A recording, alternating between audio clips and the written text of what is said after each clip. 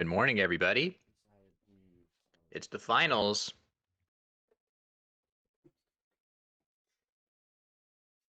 I had to mute myself on the Twitch stream there.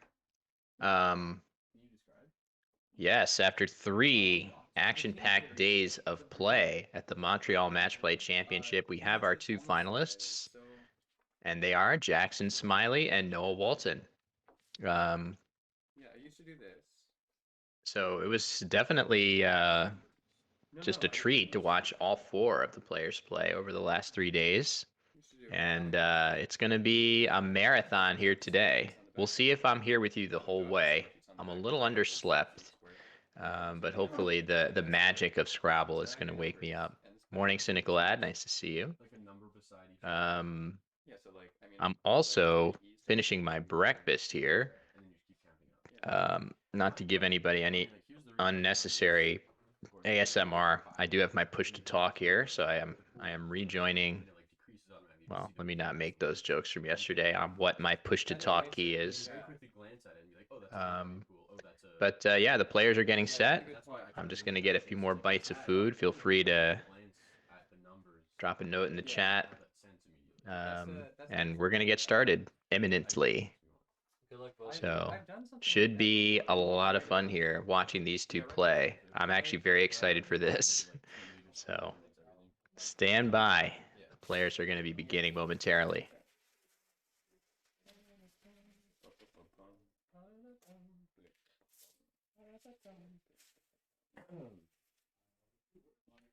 Noah serves.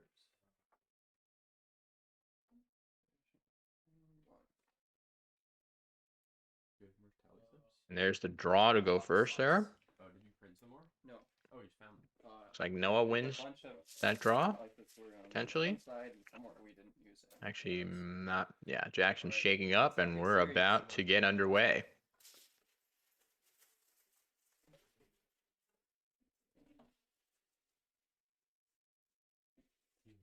Oh boy, we're doing this. Now I'm a bit excited. Alright,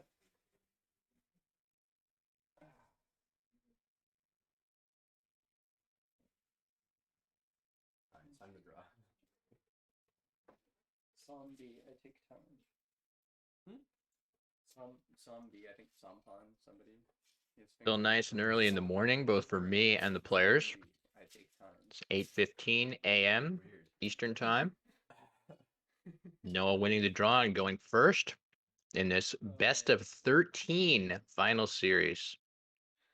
Players are still chuckling, laughing. Let's see how quickly that turns into game phase. From Noah's perspective, certainly looks like Zhao is going to come down quickly. And there it goes. Eye on the star. Seems reasonable. Always tough to know the exact right placement of a play like that, but certainly either in that spot with the I on the star or potentially with the A on the star, avoiding any access to the double word score seems like one of those 2 spots is best. And over to Jackson now. I think I'm pretty sure Jackson would have loved to see the D on Noah's rack come down. I think waitable is the word, which would really have saved that rack. But instead, he's going to have to balance. I'm sure he's going to keep that nice able combination and look to play awe somewhere. And wouldn't you know it, there's a nice place to play it.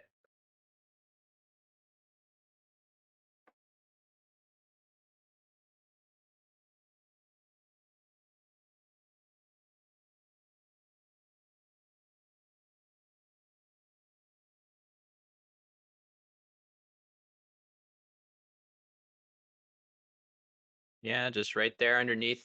Oh, the way I have it up on the board. Hopefully we can, hopefully you guys can see the unseen tiles a little better today. I know it's still a little small in the corner, but I think, is there a third place playoff? Good question. I don't believe that Josh and Sid are playing for third. I think they're behind the scenes, just watching the stream, ready to step in if there's any tech issues this time. So no third place. And there you get the confirmation there from axcertypo himself. And Noah playing with absolute lightning speed, and I think the reason for that is his play of idiot seems very clear with the 3 I's and 2 T's on his rack. Definitely looks like um, the right idea, and he is easily a strong enough player to just know that and play it super fast.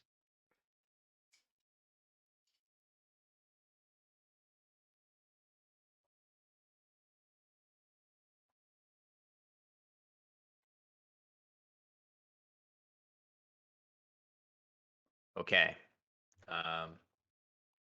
So back over to Jackson. And certainly on this board, it looks like playing parallel to idiot next to that O. Looks like it's going to be, so he has Yom set up there. I was like, wait. Hopefully, I mean, Yom is a good play. It scores well, leaves ABLE. Problem with that ABLE leave is it's going to require a lot of help from Noah opening the board to be good. Now he's considering Beamy in that same spot, which would be a little better. And if he's able to see it, actually, he has a great overlap of Mbaye. You can see Mbaye goes down from the E of odd. Interesting. Not sure what's happening outside my house. But that looks like a pretty solid option to score quite well. It does score 38 points. So let's see if Jackson can think. I mean, that's tricky. I would definitely here be thinking about starting my word from that O of idiot. Oh, there it is. Of course, with a little time. That's the thing I'm finding from playing so much blitz is a play like Mbaye, which is very tricky to see from that E of odd. That's something that is, it's just hard to see those plays right away. But with a little time and a little searching, Jackson's found it. No surprise there. Both of these players really, really strong play finders. We saw it yesterday. There were some awesome games, both yesterday and Saturday. In particular, the 1-point win where Jackson played trial up in the upper right, making hazels. That was just a beautiful end game win for him. And he's found his best play of Mbaye. Nicely done. So back over to Noah. He's got this Q. It's going to be tricky to use that Q. I guess he could now dump it and play cat here. Other than that,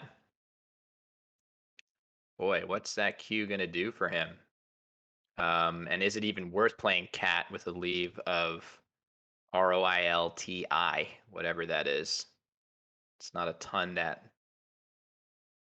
of promising options for that rack. So we'll see what Noah opts to do here.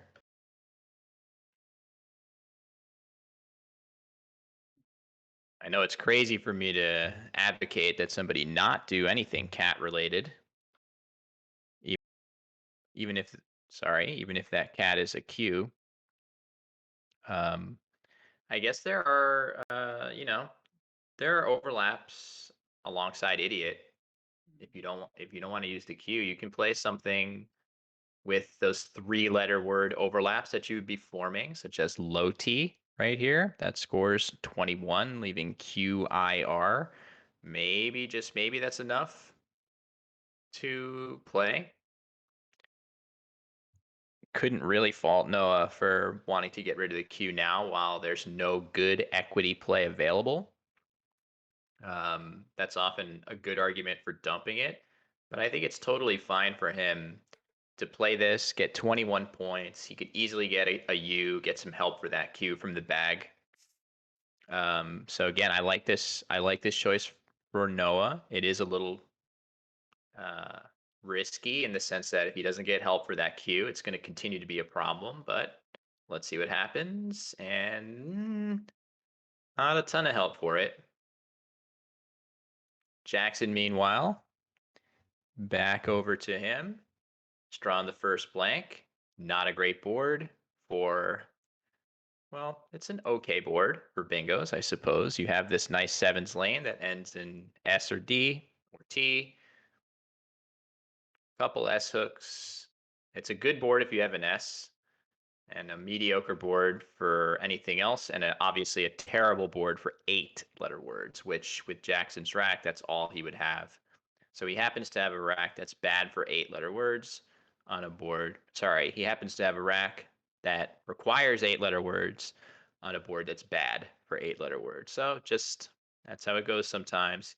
He should be able to at least use his W somewhere that maybe, yeah, I was about to say something like that. Something like whoa seems like a good idea. And Noah really has no way of dealing with that. I like getting rid of the, yeah, there's a good question of which place to play your W. There's a few different ones. I think I don't mind Jackson doing that just to get rid of an extra vowel, just instead of leaving EEIL. As you see, he's drawn another one there.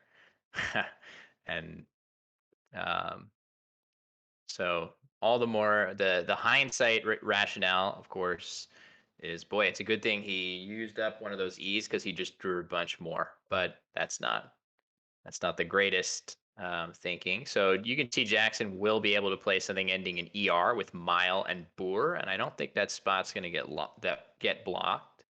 But the resulting board now is very friendly to the S, and I don't think it's gonna take a little time to actually see that S hook get used. Neither player has an S, and Jackson isn't gonna play there with his blank next turn. Sealier, not good in this dictionary, and doesn't put the S in the right spot. Sorry, let me update the board here.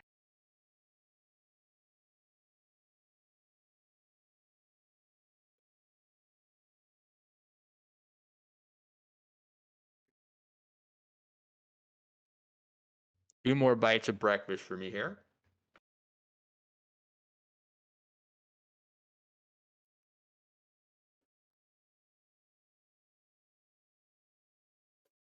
So Noah does exchange, leaving par. Wow, the big bit donation from Cynical Ad. That is very, very generous. Thank you very much. I know Josh appreciates it, and he absolutely deserves it. Wow, look at this, too. This is crazy. Learier goes down for Jackson. That was the right play. And Noah, as you're going to see come down instantly, is prefaced. There it is. That's crazy. With that rack, with the P, the F, and the C, 3 heavy consonants that don't work that well together, he gets bailed out by the E of Learier, and both players bingo there. Yeah, I was definitely planning on dropping a big bit bomb on Josh later today. But it's hard to beat 42.69. Love that. That is a very twitchy donation.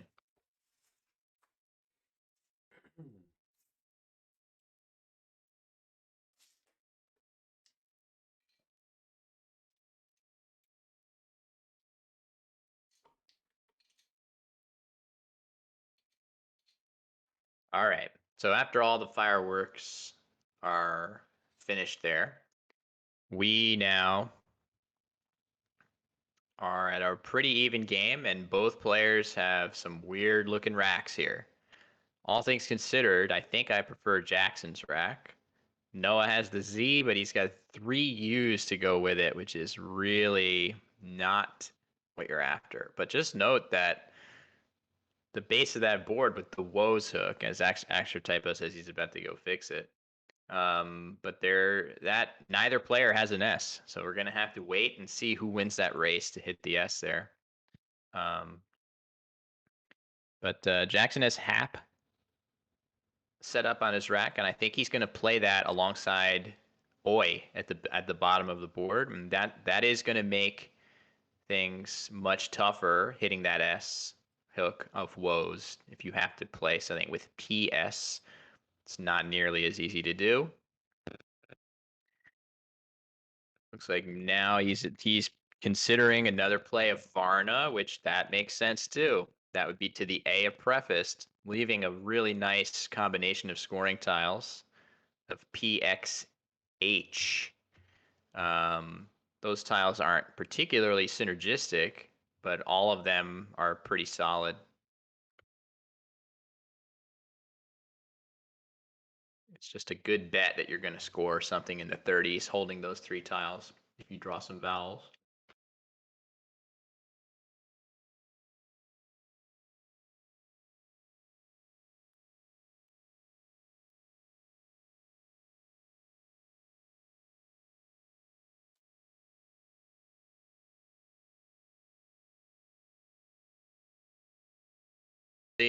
Oops, excuse me. Ultimately, Jackson goes for the extra points of Hap and potentially the defense as well. It's the reason that it might give you pause to play Hap just because there are overlaps that can really hit super hard there with the ahoy hook, and if you have an O, or a U, something there, like there are ways that you could hit that spot really hard, like Fano or something. Overlapping ahoy would have scored a boatload.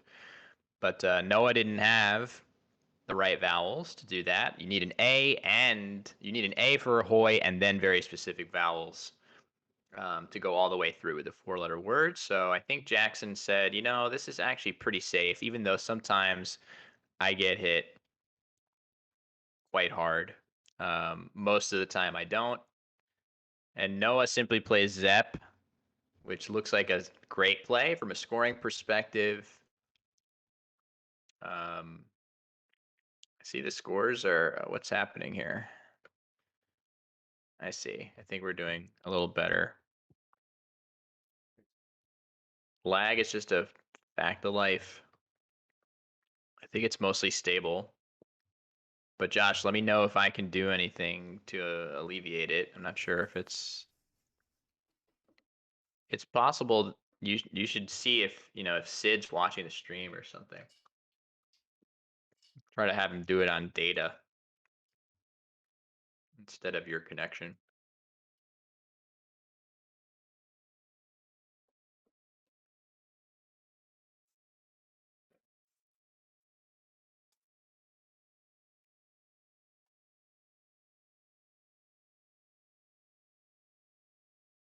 Oh, it looks like Jackson exchanged there with all those consonants. I guess that makes sense. Noah might follow suit too.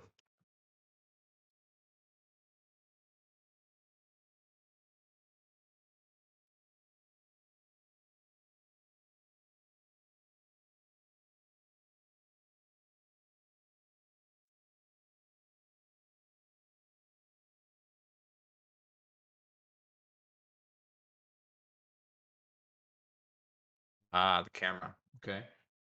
Yeah, it looks great now. Looks perfect.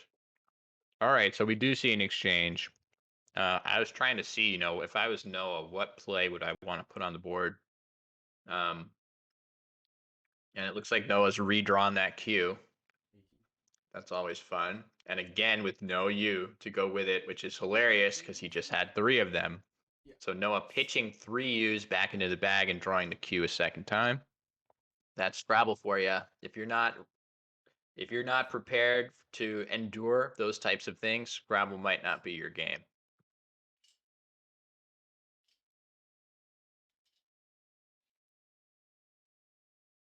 So Jackson with a natural gritter on his rack. I think that's good, isn't it? Not that it matters. It didn't play. He plays grift instead. Seems fine. Scores decently. Undoubles all of his duplicates. Well, his duplicates R and T there. Ooh, all right. Now Jackson's in business. Even though the woes hook at the base of the board did get taken, there is still the ahs hook right in that center of the board, where an S bingo would still go down, and Jackson has talkers there ready to hit pretty hard. Getting the K on the triple letter score to boot. So Noah playing Freegan. He's trying to, that makes a ton of sense. He's trying to redraw the U's that he just threw into the bag, and he very well might here. But we're going to see talkers go down for Jackson, and that will certainly. Oh man, Noah draws 3 N's and 2 I's. Look at that. Hilarious. Uh, so we'll see if Noah is able to finally get rid of this albatross of a Q here. He at least has Chi on top of Freegan if he wants to play that, leaving all 3 of his ends. It's probably a play worth making, scoring 36 and setting up another spot for his S. Let me catch up on the board though.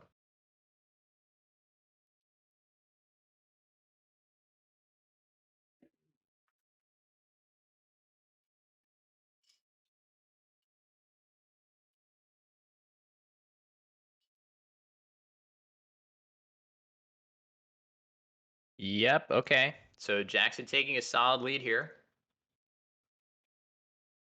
But Noah is still about to make a play that I think he's very likely to make a play that sets this play on the board right here. Chi scoring 36, setting up another S hook for himself. He also has Stalkers now as a hook. So Noah's not out of it by any stretch. Jackson also drawing 2 S's along with an X. So that's going to be nice scoring pop for him here. Just not seeing an obvious place for that X. There it is. So play of Chi goes down for Noah. Makes sense.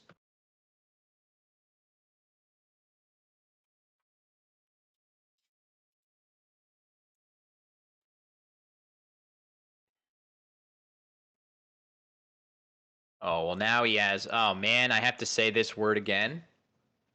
On Friday, I actually even did a poll for how this word is pronounced. GIF, graphical, GIF, griff, or GIF, giraffical. So I guess it's GIF, huh? But Gawk's up there with GIF. Looks pretty good. Oh, wow, Ninnies with a Y. That's kind of tempting to play, but I don't think Noah is going to pull a fast one here. Ninneys, not quite. So Gox for Jackson looks good. And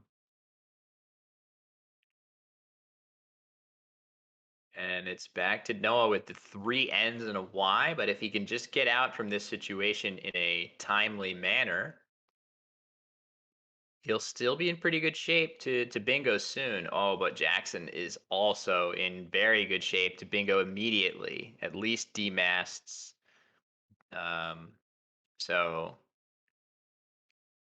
at the very least, 1 7-letter word that's going to play in a couple different spots. I'm sure he has other stuff too. So things looking good for Jackson here with that blank on the rack waiting to come down next turn. So for Noah, though, let's see. What's he looking at?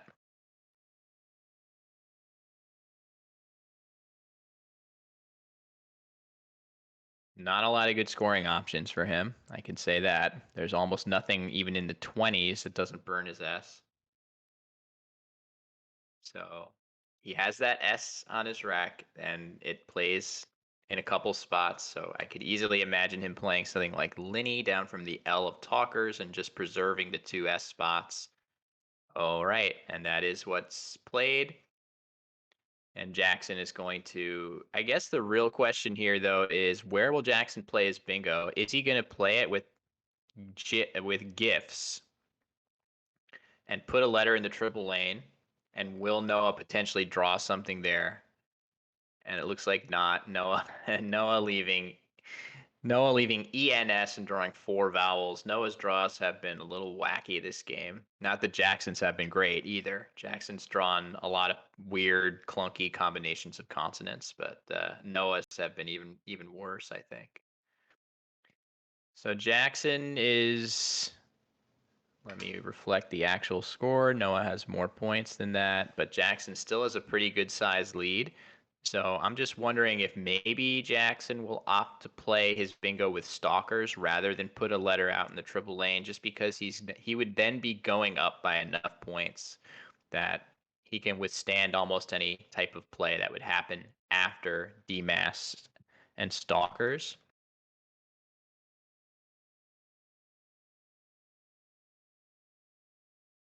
Oh, dismast.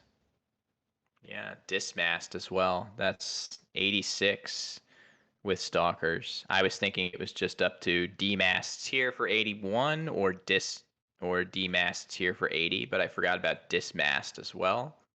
So if you want to get even more points, you can, but potentially this is the most defensive positioning, not opening any triple lanes, blocking both the stalker's hook and the gift's hook in one go, and that's what he's going to do. I think this is what I would do as well. I think this is a really, really good way to take up a ton of space, block both of the S hooks that were previously on the board in one go. And Jackson, it scores pretty well too. Sorenzo says Jackson needs to rock the man bun, which he is doing in to fine effect, I must say. As somebody whose hair doesn't support that type of thing, I just get the, as it is known, the Jew fro.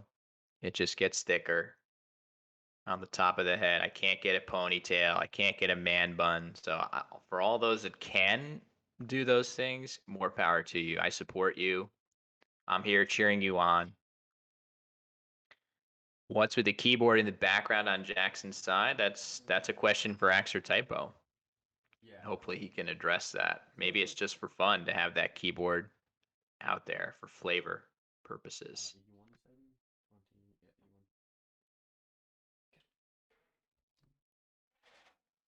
Is this word getting challenged? Yeah, it looks like maybe Noah is challenging this word, potentially realizing he can't win if it is valid. Is that possible? Yeah, looks like Jackson's back on the clock. So Noah is just giving that word a look. I think realizing once I put this play in, you can see the score looking really dire for Noah. He was down by about 130 this late in the game. There's no way to come back from that. I have every expectation that Noah basically knows that demasts is a word. But if the only way you can win the game is if you happen to be wrong, why not challenge? In this situation with match play, that is sensible logic.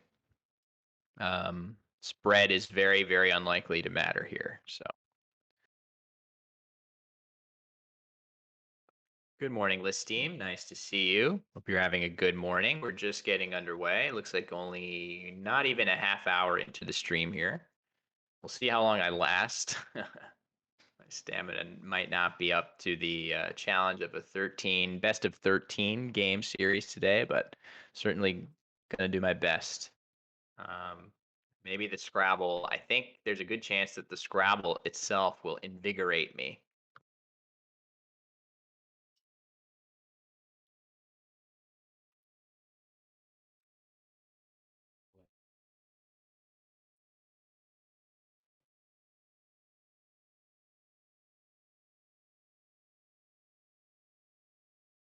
Does axcertypo just have musical instruments randomly strewn about his house? Probably. He seems like one of those musical people that would be apt to do that. So Jackson just playing drag. He has 7 consonants, just getting rid of, a few of them through the AF stalkers. He could have played his C there if he wanted, but it totally doesn't matter. Noah dumping vowels alongside DMAS, but we're just getting to the end of this game here. As quickly as the players are willing to go, essentially.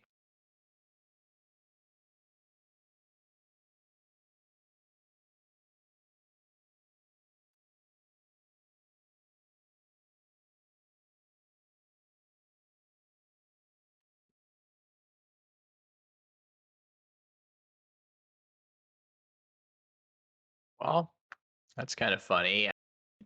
It's not going to play anywhere on this board, and it doesn't do Noah much good. It would play, I mean, if DI were a word, it would potentially still fit, but bovines on Noah's rack. But the lack of that 2-letter words availability in NWL means that Noah is not even threatening a place to play his bingo of bovines here. So Jackson's going to play Nonil.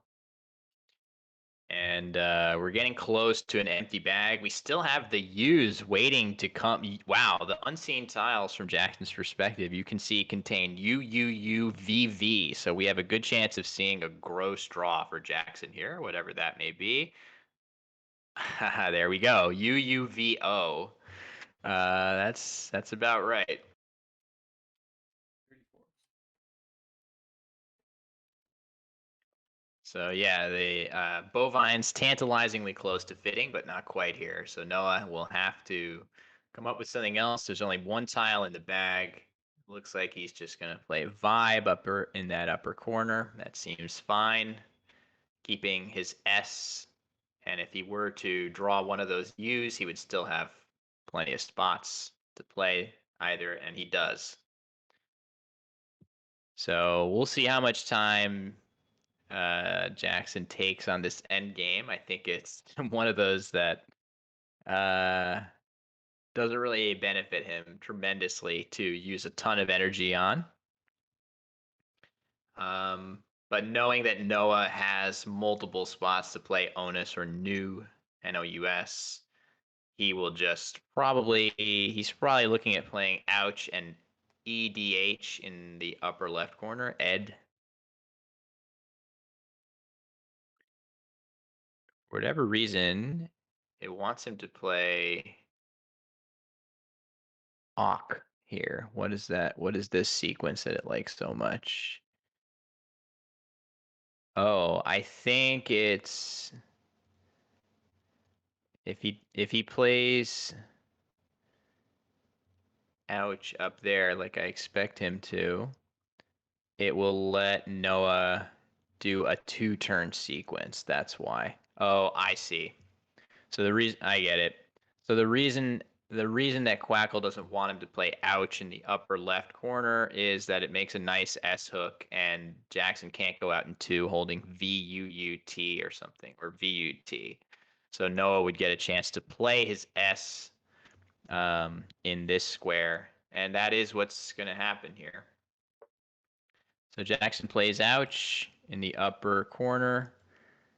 And Noah is going to be able to, if he wants to, again, really doesn't affect very much other than spread.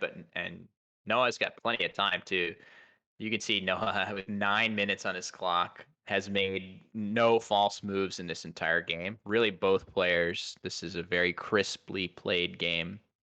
I cannot look at a play that's been made here and say that was a big boo boo. So well done to the players for very precise, crisply played Scrabble. That's what we like to see.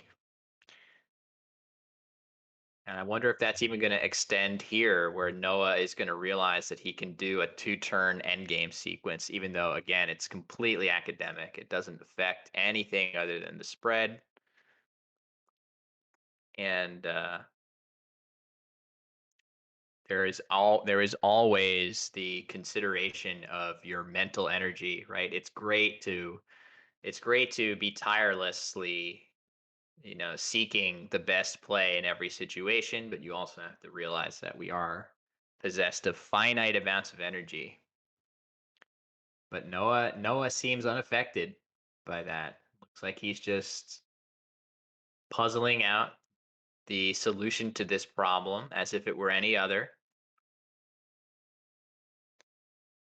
The academic challenge here is enough to stimulate him. I confess that I lean towards that. I have a very hard time in end games where I'm winning or losing by like 100 points or more to just say, well, whatever, it doesn't matter.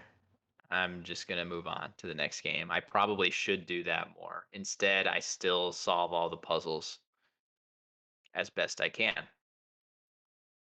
So Noah's obviously seeing that Jackson has VUT and that if he wants, he could have 2 turns to work with, and that he has this S spot.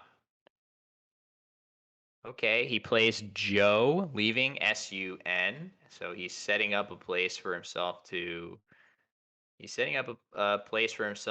play Sun and Eds there. And Jackson will probably try to use up his... Oh, very nice. That's very clever. So that's clever. Jackson plays Emu to block that.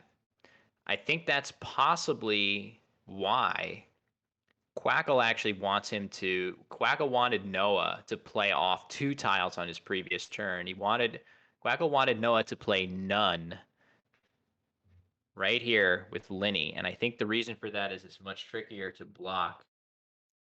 It's much trickier to block a 2-tile play of SO here than it is to block a 3-tile play of Sun, because Jackson can just plop that U down like that. So that's very, very clever. Very clever idea. So Joe the play from Noah, and I bet that Emu is the right play from Jackson.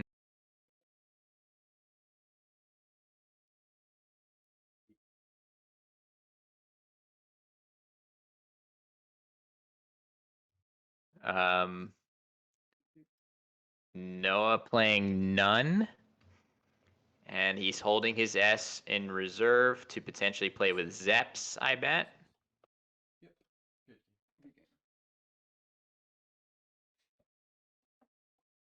No place for the V for Jackson, so he plays Gift.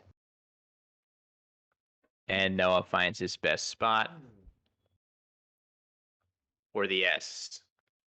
So, all right.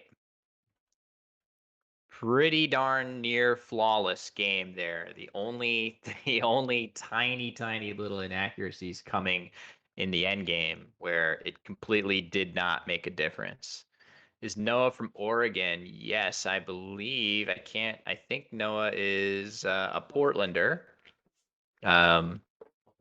So traveling a ways to Sokol Stadium to participate in the Montreal Matchplay Championship. And despite his opening round loss to Jackson, I think he's going to be unfazed.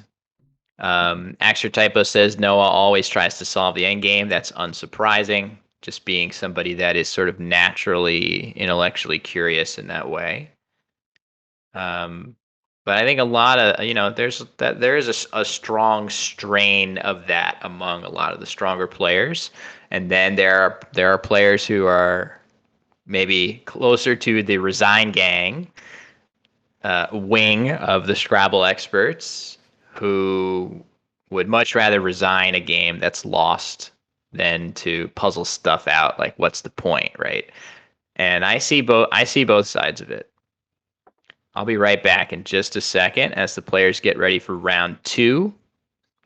Just have to clean up my attempts at breakfast here. Yes, I think axcertypo has either been feeding the players or has been allowing them to feed themselves. I've heard reports of different players cooking for everybody else. I'm sure it's a lot of fun, right? It's not been, we haven't had a lot of live Scrabble these past year, or year plus, year and a half, however long it's been. So glad to see some over the board play again, and hopefully we continue to have more streaming. Be right back.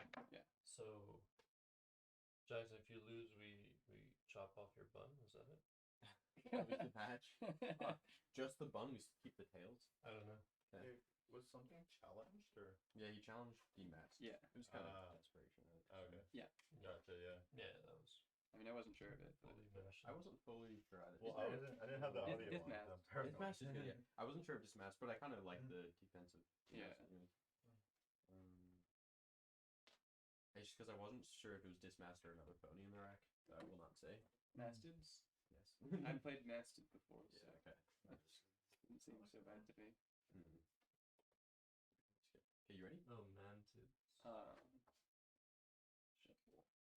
Shuffle.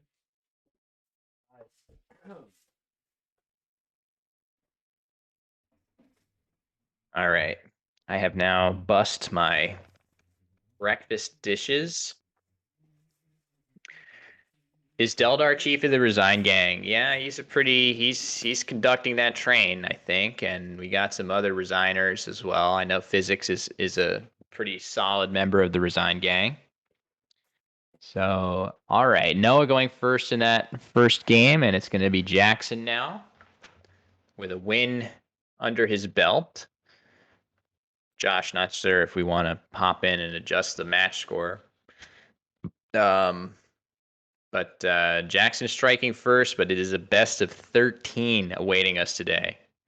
As game 2 getting underway here. Let me prep everything.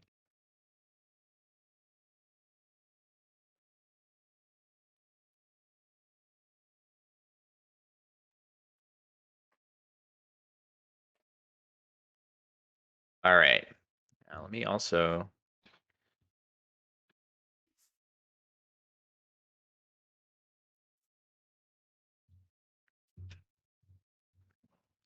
okay. Just turned off my push to talk, hoping that everything is going to be still good with the old microphone today as we see a vertical opening for Jackson. Again, I do apologize to the people of Gentle Constitution out there for the vertical openings that we are likely to see today.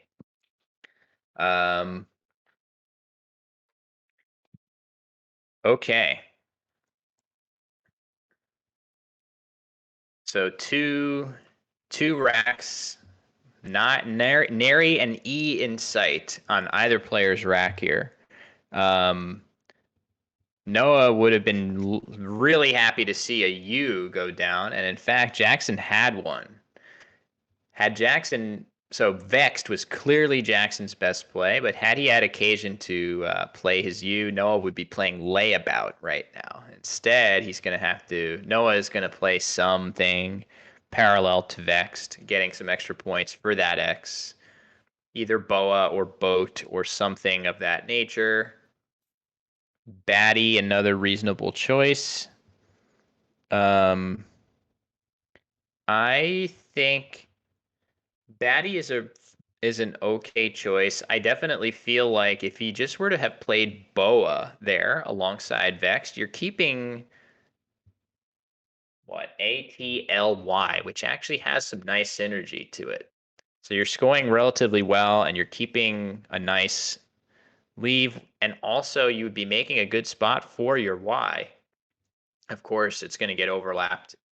It's going to get re-overlapped a lot if Noah were to have played Boa, trying to potentially draw something with Oxy. It's very likely that that would not have remained available to him. But yeah, I don't know. I think I probably would have gone with a left side parallel to Vexed as opposed to Batty, which scores similarly well, leaves ALO. Maybe it achieves some kind of board objective that Noah feels strongly about, that I'm not understanding as well. It's kind of interesting. Is everybody hearing me okay? Hopefully, I'm not seeing any I can't hear yous in the chat, so I'm hoping that I can just chill and not hit the push to talk. Now that I'm not hiding my breakfast chewing. So, yeah, the ALO from Noah's leave on his previous turn has filled out with 3 more vowels. So he already had a slightly vowel heavy leave. Now it's gotten even worse. I guess Jackson has some ability to just play something, I don't know, just like tutor maybe. What should he do here? Oh, he could play aloud. That's interesting. That's a very different type of play. Yeah, oh, Quackle just likes him playing tut. I don't know. I might be apt to play tutor here, but maybe it's not worth opening a nice S hook and a triple. Maybe tut is just safer. I don't know. This is one of these tricky moves. There's literally no candidate play for Jackson that scores even in the 20s. That could be I wonder if that's an argument for Batty, right? Like the resulting board, the resulting board after Batty is very difficult, annoying to score much on. Although part of that is a function of Jackson's tiles being so low scoring. I would also be loath if I was Jackson to block the E if I didn't have to. Oh, he was getting ready to play duel or something.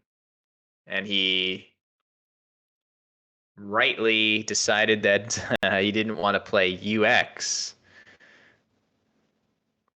Yeah, now he's drifting towards potentially playing Tut.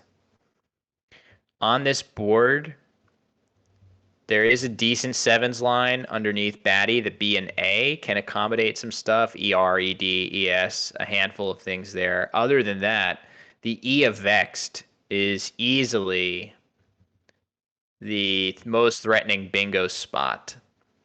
And we've seen it happen a number of times over the course of this weekend where the an E hits the board and is the difference between bingoing and not. So that E just floating in space is definitely going to be on both players' minds as something that if they don't feel like they can hit that E soon, they may be, if they have a reasonable play in that spot, which Jackson does, he can play Tut. I think he's getting ready to play Tut. One of the benefits of that play would simply be ensuring your opponent doesn't hit a big play through that E before you do. Jackson has a tattoo of an E tile on his arm. Interesting. Wow, look at this. Didn't see that coming. Just the U. Just the U. That is a really interesting sort of middle path through. So he's not blocking the E because he has really good bingo tiles that combine pretty well with the E. But he is playing off his worst bingo letter, the U, in the hopes of drawing something better. That's a really interesting play. I didn't generate that. Yeah, sets up Leotard for 12. Of course, you could draw an S. But yes, Leotard now playable through that E. Excuse me.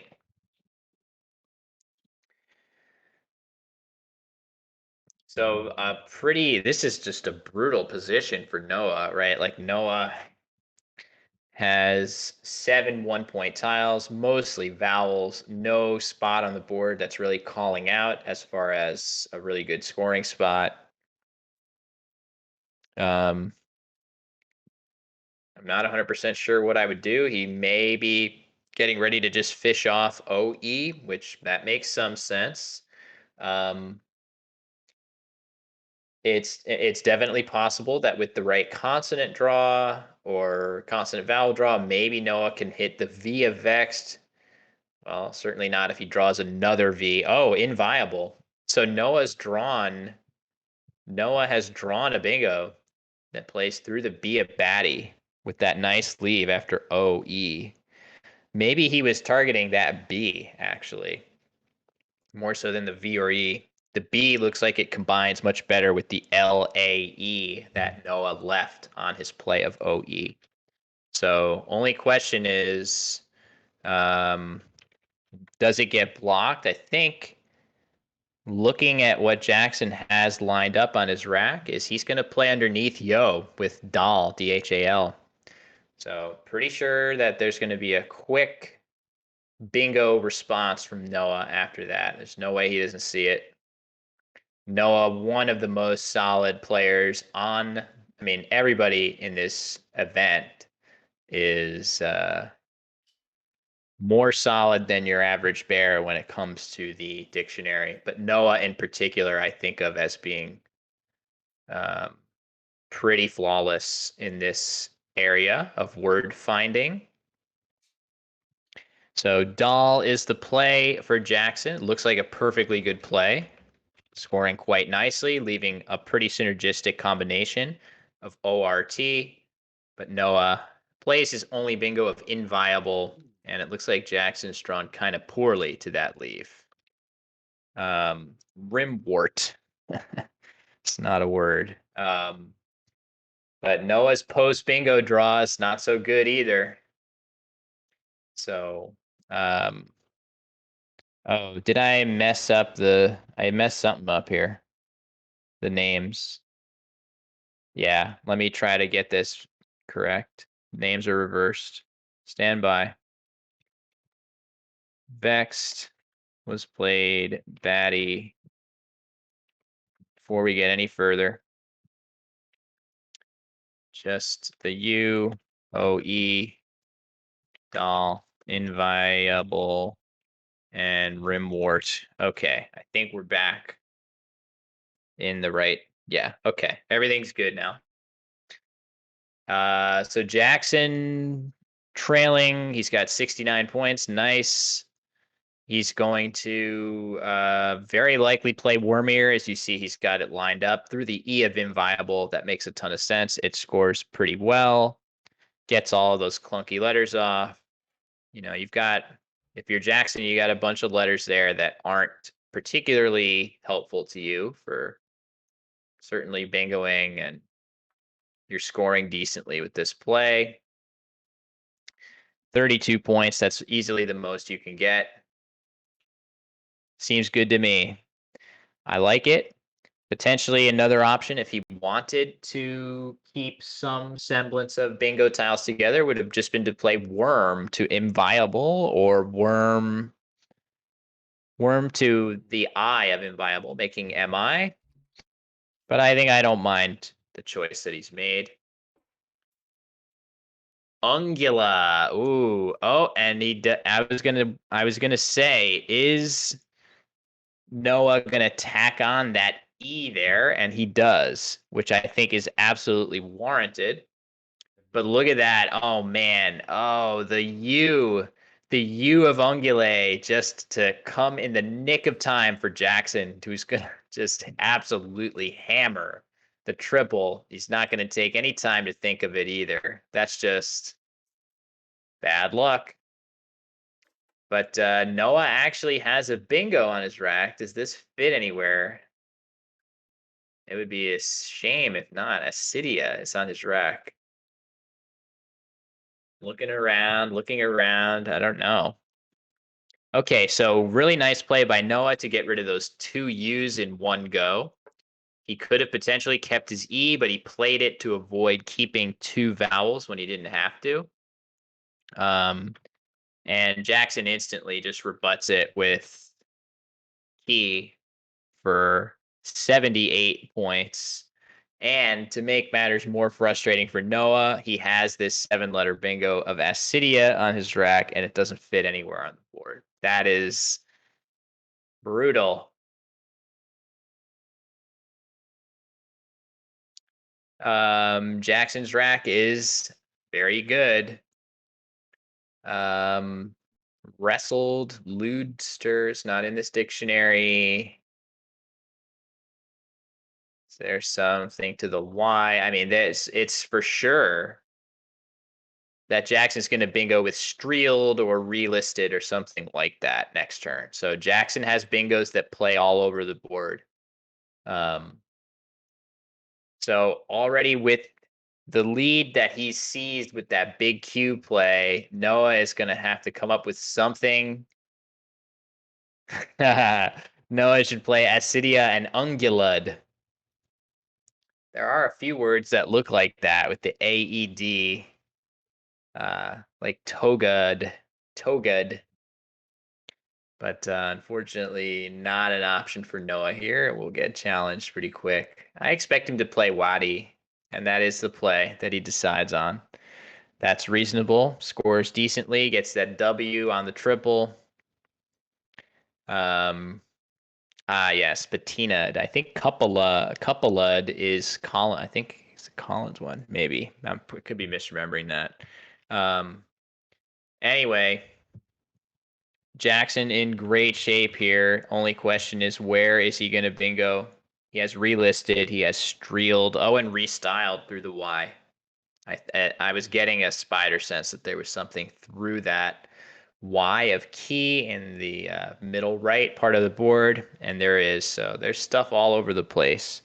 Streeled here is actually not as easy to underlap as you might say to yourself, like, man, why would I open a triple if I didn't have to? But actually, this triple with Streeled is very difficult to hit thanks to the 3 consonants that start off this word.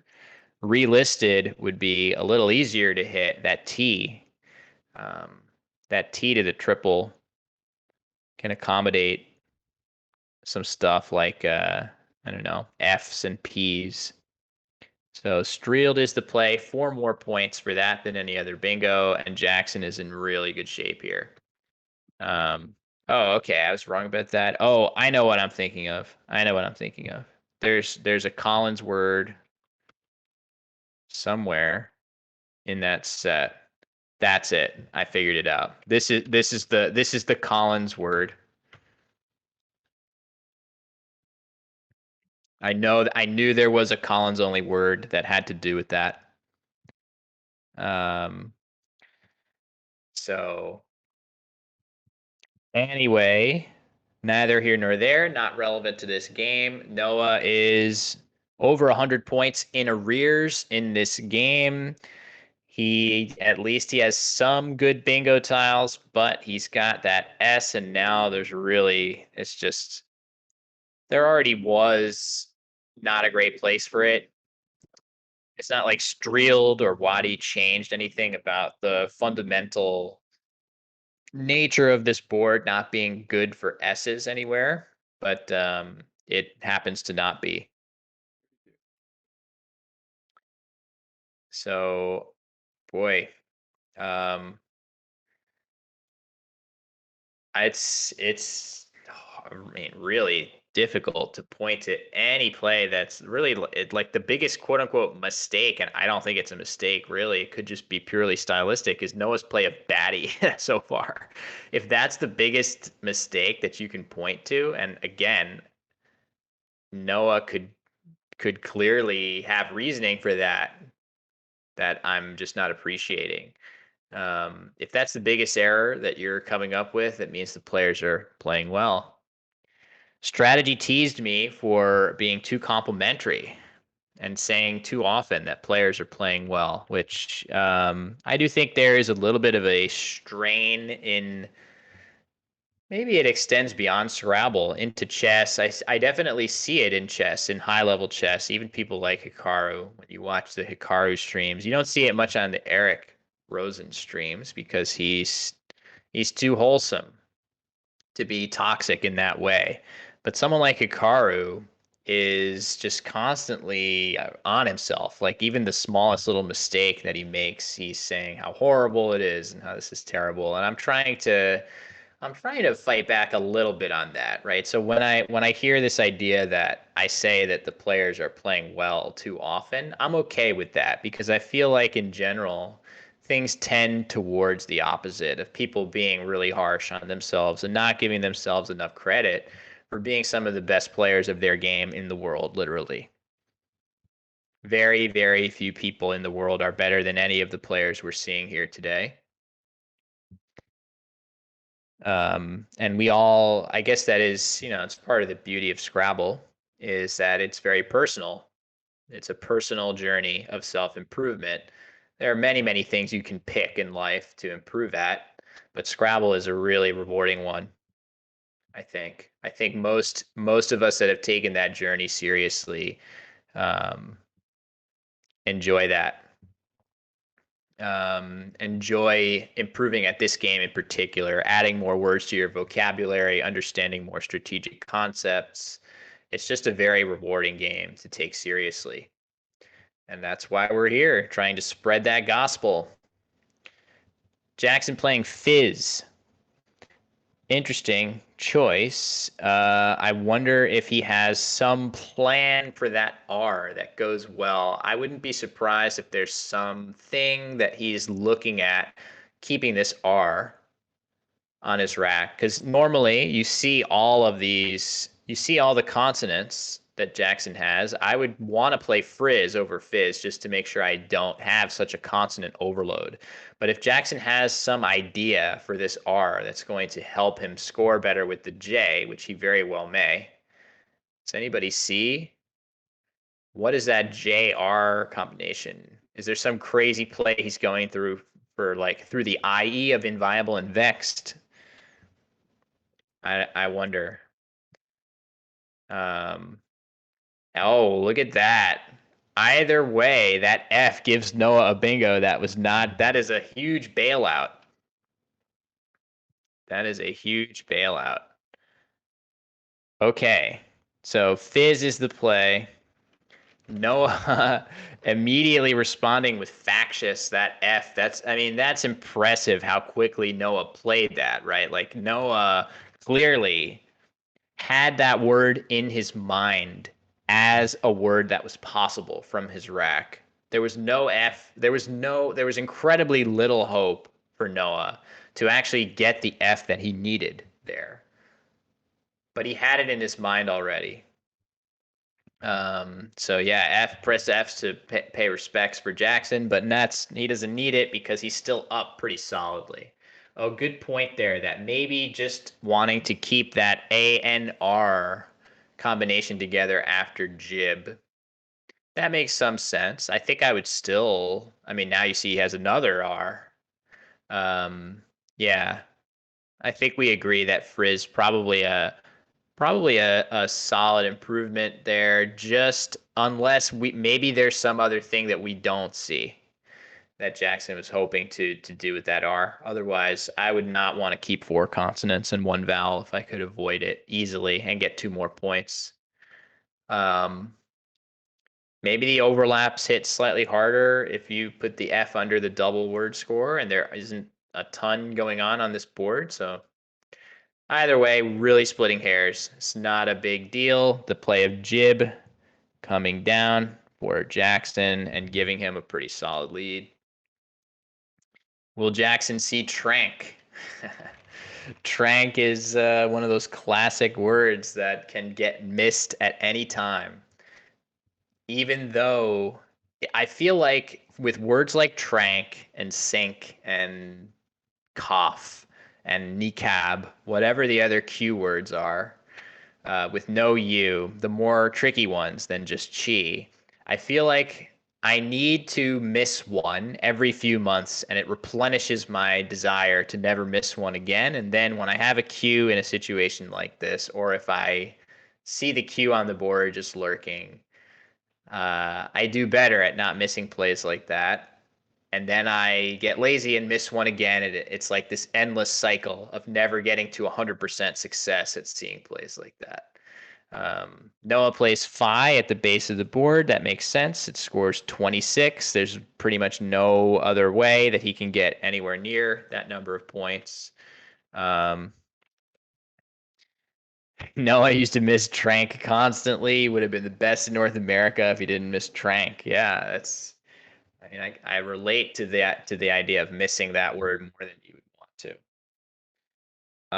to.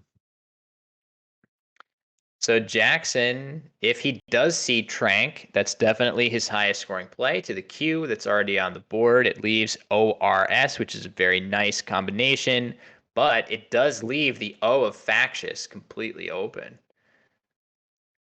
Wow, that's if that is the play, that is easily the worst play that's been made, unless I'm missing some nuance of this play that I don't understand. Riot blocking the Y. I mean, hold on. Let me not get so upset at that because maybe the idea there is just that Jackson is up by enough points in this game that the only way he can really lose is to a bingo to the Y. So he's just taking that out now. But I would be seriously concerned. About getting outrun by a solid enough play through the O of Factious here. Like, well, maybe not. He's up by a lot of points. So maybe the score is such that he can get away with it.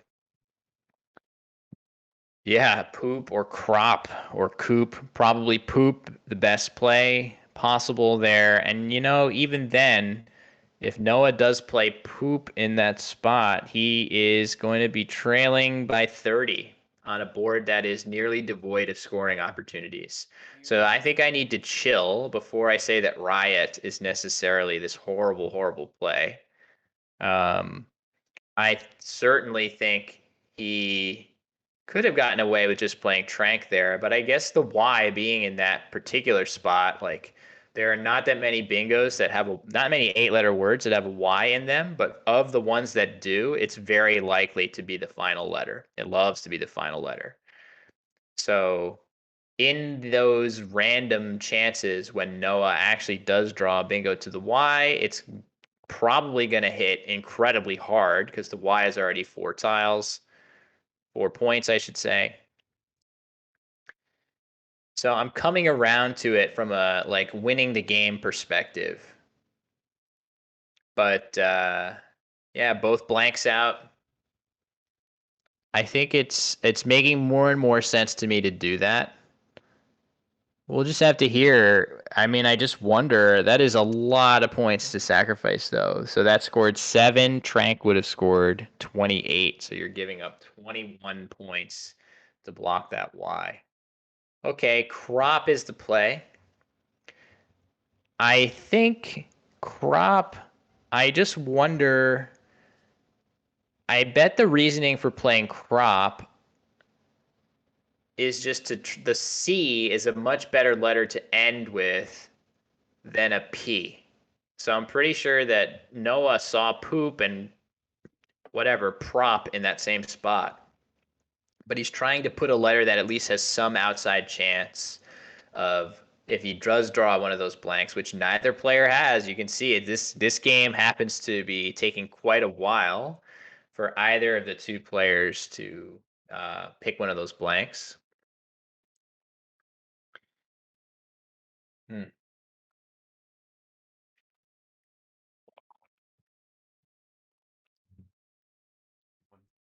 Oh, sorry. Let me commit this play so you guys can see.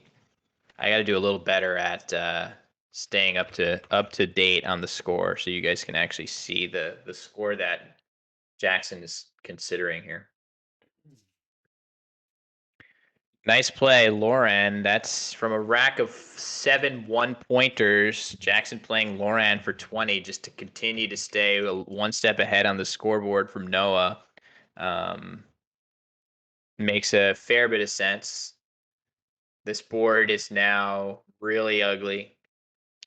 It's also worth noting that there are no A's left. Like you could easily imagine a play right here in this spot between the two V's. If there were A's left, a play there could potentially be a great way to set up a spot to bingo with an S. That would be kind of annoying to block, but that's not possible now. So this is going to be a very difficult board for Noah to rest space open on. Where is he even going to achieve that? He can definitely, I mean, if he wants to really go for broke, he could play something like Pee Wee and G right here. Or maybe he wants to play it here to be a little safer. Not sure which of those two makes more sense, but drawing 5 tiles into an unseen pool of 19 tiles in which there are both blanks and 2 S's remaining might be a gamble worth taking, and just pray that Jackson has as few of those good tiles as possible. Instead, he's going to play Meow at the base of the board. That scores 13. That's much safer. Cat Cam aficionados will be pleased to see Meow hit the board. I think it's a reasonable choice. And still no blanks. Still no blanks have come. So if I'm Jackson, what am I thinking here? Like, I think this board looks pretty ironclad. I think it would be nice if I were able to find a way to block the C of crop here if I could. I wonder if there is a good way to do that.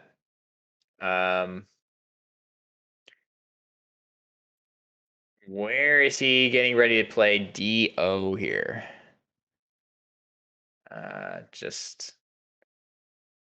All right, he's gonna check. Meow crashed the stream yesterday. Yes, I think so. I think I was hanging out on and off and caught that.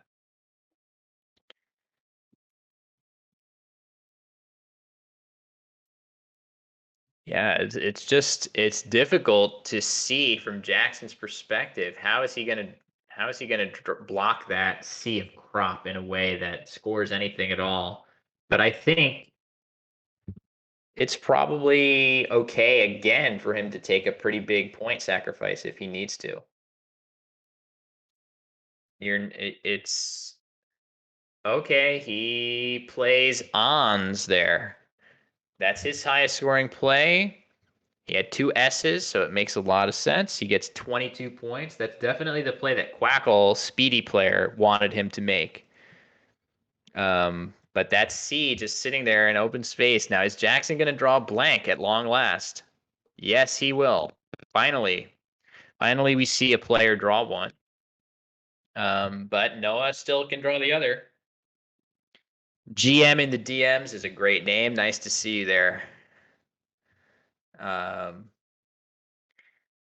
is a great name. So if I'm Noah, I feel inclined to start being aggressive here. I would consider something like Kep and Gip. Just to maybe draw an S for Skep. I think it's time to get a little aggressive given the score. He's going to need something miraculous out of the bag. Jackson does have a blank there, but I don't think he has anything on the next turn ready to come down, if I'm not mistaken.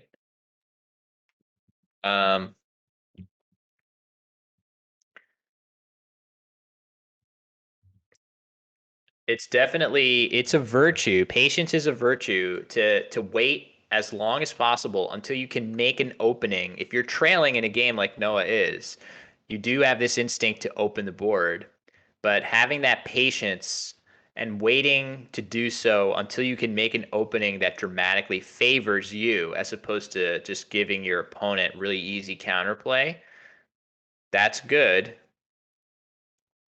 I mean, that's a disciplined way to go about these situations. But just looking at the number of unseen tiles in the bag, Noah can't really wait much longer. I think he has to be proactive here and open something that gives him another spot to get really lucky. And he'll need a great draw, but it's still possible, right? He can get a great draw. He can get a draw like SI blank out of this bag. A draw that would potentially give him bingos to the C or a bingo with Skep or something like that if he were to play Kep here, which is my current leader. Oop, he's going to play Kept. That's fine. So he's taken a slight point sacrifice to make it a little bit harder to reparallel to the triple in a really powerful way. Jackson doesn't have any vowels that play alongside the K. As we were noting earlier, there's no A's left. Okay. So there's this second blank for Noah. I'm just staring at the board. I got to put his play in. Okay. So now from Jackson's perspective, he now does have two different spots to worry about. The sea of crop, and now he's got a set of tiles that were just played with kept that represent threats as well. And the score is close enough that if Noah bingos and Jackson doesn't, that could be majorly problematic for Jackson. So, what to do? One thing that stands out would be, yeah, he's going to potentially just play DOE alongside kept. That looks great to me. However, it does empty the bag. So from Jackson's perspective, there are 2 tiles in the bag. It's very difficult for Jackson to make a play that blocks anything that doesn't also empty the bag. So Jackson essentially has to say, you know what? If you have a bingo to the C, which you easily could, he could have hygienic, right? Like if MN is in the bag, Jackson will lose. And he knows that. But he's going to go ahead and block the P and the E and the K of kept. And I think that's going to be enough. Given that Noah's weird combination of consonants here does not pair. He really would have needed an I. And Jackson draws 2 of them out of the bag. So Jackson is probably saying to himself, ooh, wow, I just drew those 2 I's, which if they had been on Noah's rack, I would have, I would have been scared that he would have a play to that C of crop. But without that I, much easier to hit. Much more difficult to hit, I should say.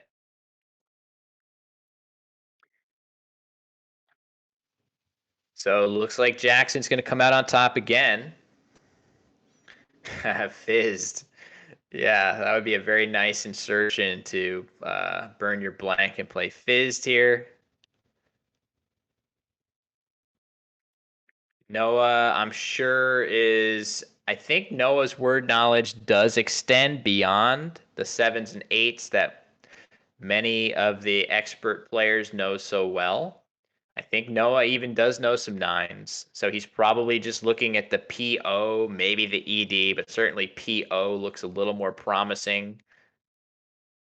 Maybe do I have a 9-letter word starting with PO? And the answer to that is no, but it's worth thinking.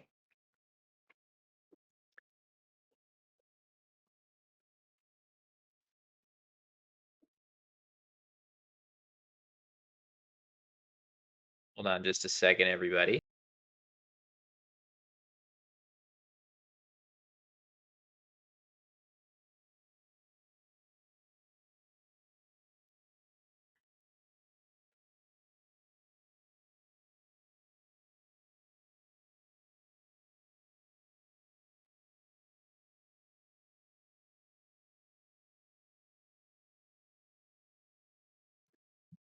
All right.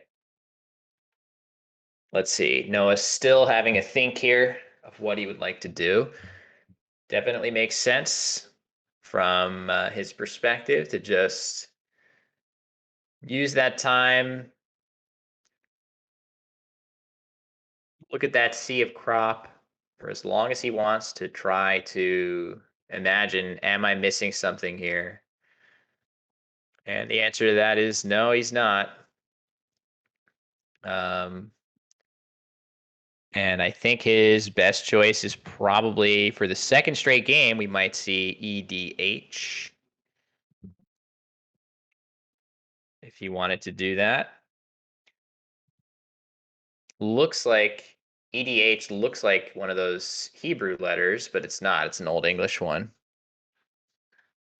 And yeah, that would be the best play available to him here.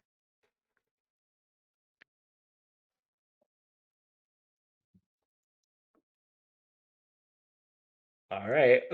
With 15 seconds, he capitulates. That is the quote unquote correct choice for him here. There's nothing better. Jackson probably has outplays that he's spotted to the sea of crop. Probably best for him to make one of those outplays now so that it denies Noah another turn. Aeocinic being the play I saw, then the play Jackson also sees that will end the game. Both players under a minute. And that's going to lead to a final score of 401 to 353. So Jackson coming out on top in the first 2 games of the series. Again, It is still so early. These things have such twists and turns and swings in different directions. Um, Absolutely. so Like just very, a best of 13. Of course, the players racing to be the first one to win 7 games against the other. So it's still early days here. Early days here. I think it might still be. I know you're excited a lot. So yeah, the players are playing for some combination of, I think it's something like both of these players have made a return on their $300 investment, and I think they're playing for something like 450 and 750. I don't remember. Axcertypo probably knows much better. What are the players actually competing for? So I think something like $300 or $350 is at stake here. Yeah, Will didn't like it in the beginning, and then he started to warm up to it. I mean, I only did it because like it is like super defensive. There's, like, Yeah, the play of Riot, so interesting. stuff like crop just comes down. Just wondering, I guess, and Josh is probably getting that intel of, did Jackson see Trank, or was that a conscious choice to sacrifice 21 points on the scoreboard to eliminate the possibility of a bingo to the Y? You know, it makes a lot of sense because in those situations, when Noah has a bingo to the Y, the gulf between that play and the next best play is considerably higher than 21 points, right? It's probably closer to 50 or 60 or 70 points on this board.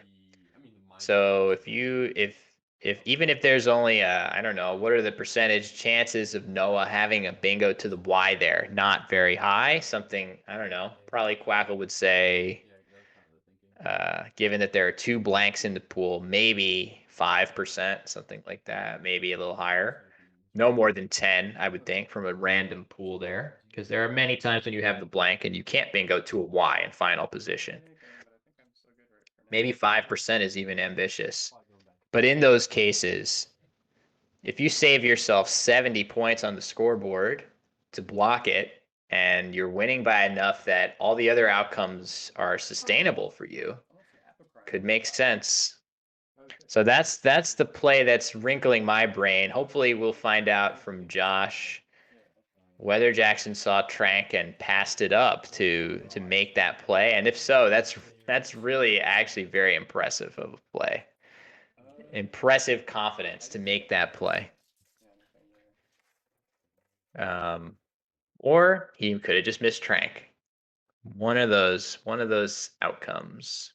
Anybody think I should have played Genua or something else on that turn instead of what? So yeah, the action from yesterday, I guess our fearless hero axcertypo, I think, went 0-3. There's no justice. He played really well from what I saw. There were a couple of word boo-boos, but other than that, like, Josh played very solidly. I think it's more of a testament to the fact that there happened to be 4 really good players here. So if you don't draw absolutely on point, and if you make even minimal mistakes, it's going to be hard. But yeah, Josh 0-3, and then I think everybody else 2-1, and I think Jackson and Noah won slightly more games. Well, I should also clarify that the series between Josh and Jackson came right down to the wire and actually ended in a tie of 5.5 games apiece, 5 wins apiece and a tie. So the margin for Jackson to get into the finals, extremely narrow. Extremely narrow. It was really that one tie that allowed him to punch his ticket here, and is why Sid Murali is not in the finals as well. But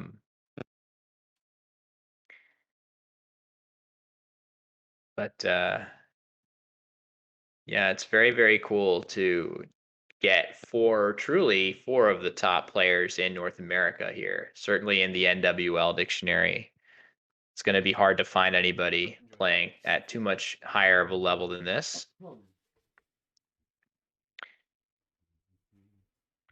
let's see. I will get the board ready for the next game. New game. There we go. Okay. The players are off to the races for game 3.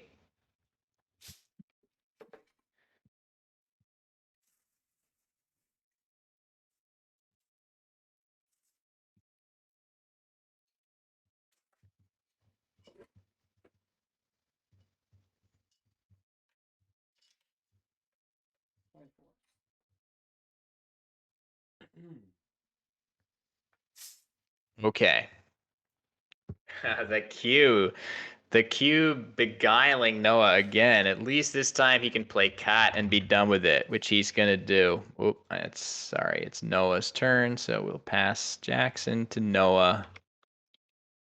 So at least now that cue, that rascally cue that is so annoying. Oh, and he plays it vertically too. So wow, 2 verties. What's the point of being a verti if your opponent is also a verti, I have to say. I thought the whole point of it was to mess with people. Like it horizontally. But either way, good start for Noah to just be done with that cue. Jackson draws the first blank with 6 consonants and plays waft. That's absolutely correct. The post waft board is very difficult to score on or do anything productive on without an S, which Noah does not have. But should be able to underlap. He's got those 2 A's. Noah has those 2 A's and 2 E's and a G. Shout out to the G. I'm sure many, many times we've seen the G command in axcertypo's channel. We know he's not a big fan. And neither am I, frankly. So something like geta to the T of cat looks like a pretty good idea. Noah agrees, keeping that nice deer, whatever, read, leave. But again, now there's actually a spot for a 7-letter word to go down underneath the FA of waft and geta would represent a pretty decent spot. But Jackson's going to strike first, scanned, using that blank as an S, which is, I wonder what the actual stats are. But we're going to see a bingo in response for Noah here for sure. He's got a couple different ones that he can play. I expect him to play 4 land through the second N of scanned, but freeload is also available for him. So we're going to see Noah counter with a bingo here. Hey, Mo Allen, nice to see you. Good morning. 267 times we've established that the G is the worst style. Oh, wow, look at that. Earlobe now.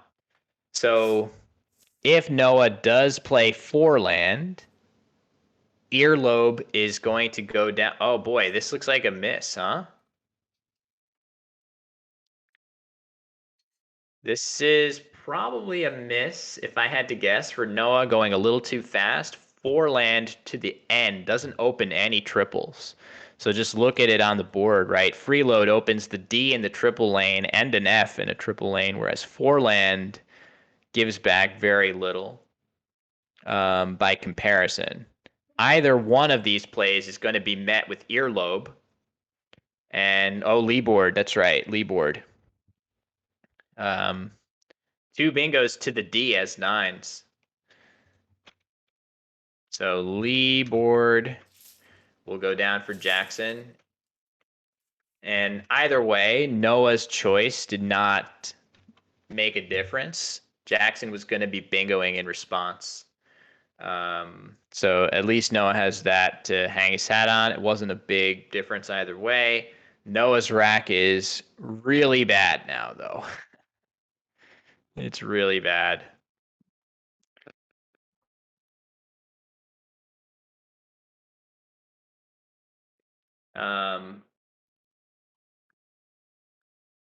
So Noah's choice now, he's got 3 I's, 2 R's, and a W.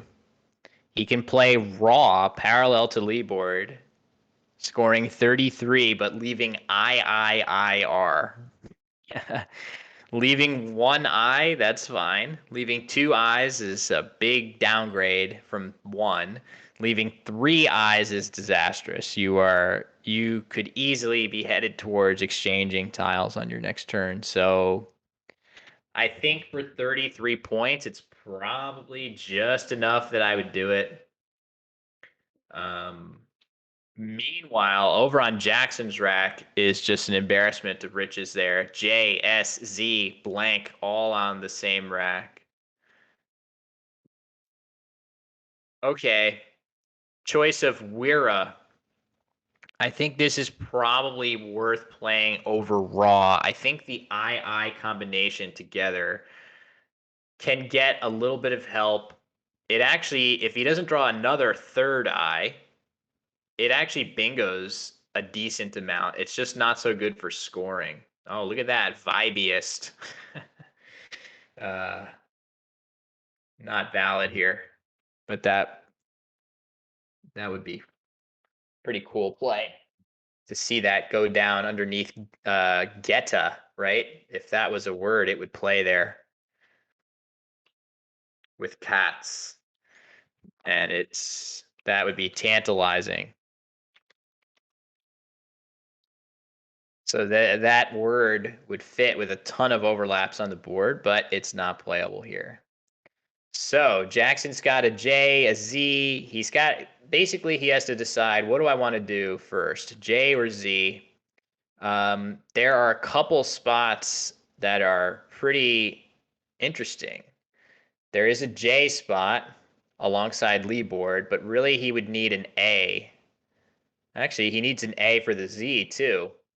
Alongside Scanned is a pretty good spot for the Z. But again, you need an A, and there are actually a surprising number of A's on the board here. Pretty much every play that's been made has used an A, except for Waft, I guess. So the number of A's dwindling. So perhaps less incentive to gun for that big spot.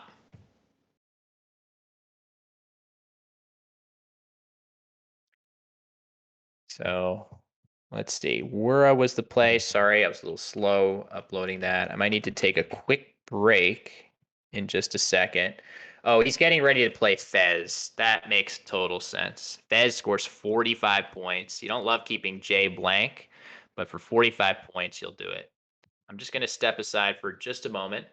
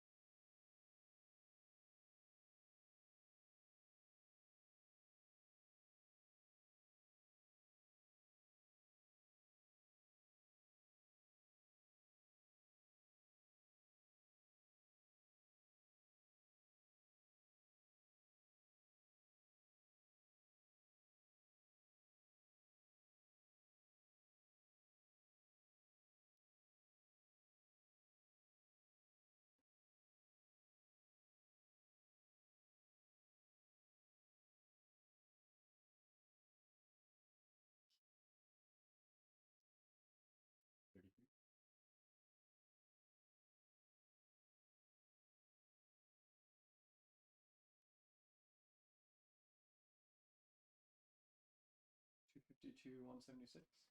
Yep.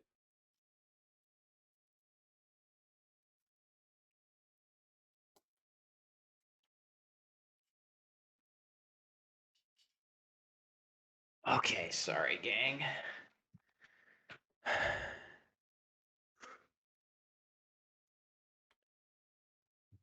Let's see. Got to catch up here. What did we have? Fez did. Fez was played. I'm gonna guess Vise was played. Yeah, I see Josh suggesting that. Then Jog. Good choice to get rid of the G. Okay, all right. We're back up to speed here.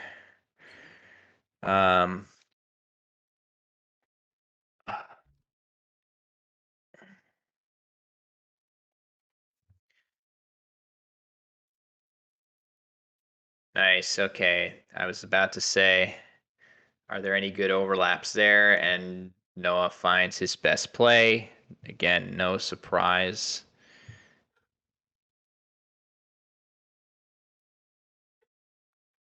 That is the standout play in that situation with all those overlaps. It's just a really impressive spot.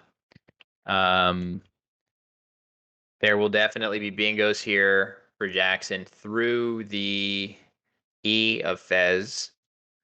Will there be any others? The only issue with those are that they give a triple back. But that basically, so if Jackson plays outstate or something like that, wow, actually pretty much every bingo available except for outstart to the T of waft. That's really off the beaten path. Other than that, every bingo that's playable here is to the E of Fez, and those bingos are outstate, outwaste, outcast, outskate, and outstare. So what was that? 1, 2, 3, 4, 5. 5 different outwords, all of which play to the E of Fez, all of which put an O in the triple lane. So after any of those plays, Noah pretty much gets one chance to crush that O. And we can see, I don't think he's going to. And Jackson's going to be up a lot after that. So fully expect that after a good look around, I think for me, I would be looking at least for a second at that second R of Wura if I could find something. If I could find something that ends in R, I would be trying to do it. There is no such play available. And I probably wouldn't think to look at the T of waft. It could be worth playing out start there, except, that has its disadvantages too. It opens up a bunch of lanes, including an S. That should be pretty easy to end bingos with. So outstate or maybe outskate, it's hard to know which the blank is either a K or a T here. Either one would be valid. Let's hope it's not something like an L, which would be invalid, but there's no way Jackson's going to do that. This is a K or a T for sure. I'm going to imagine that it's a T. Just, I don't know. I'm just going to put that in. We'll see if I'm right or wrong later. Hopefully it doesn't end up mattering much. So Noah's got too many consonants to really do much. He doesn't have a great play through that O at all. So for Noah now, I mean, this is just tough. It's hard to look at any plays that Noah has even made in 3 games where I feel like he's warranted being on the cusp of being down 3-0, but that's Scrabble. Jackson's good enough where you can do nothing wrong in your games and just he's still gonna, if he is playing at his normal level, there's nothing you can do. Hey guys, hey Bonehead, hey Jeep Placard. Jared, I thought you did a great job on commentary this weekend. I am working on a little bit less sleep than I would want. So I'm not sure if I have it in me to do a full best of 13 match today. So it's possible. I don't know if Josh has discussed that with you explicitly, but if you're jonesing for some more, um, 33. you can make that happen. So Noah has the 4-letter word SHIT. Oh, we can say that, can't we? Yeah, so he's going to play it, right? So this makes sense. This makes sense to me.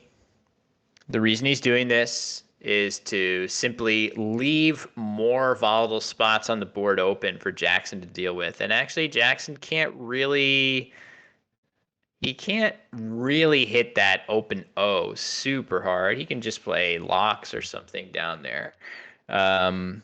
Nice of Noah to play shit instead of Sith or something, which looks pretty equally. Oh, it says that no, we shouldn't have that word be challenged. Oh,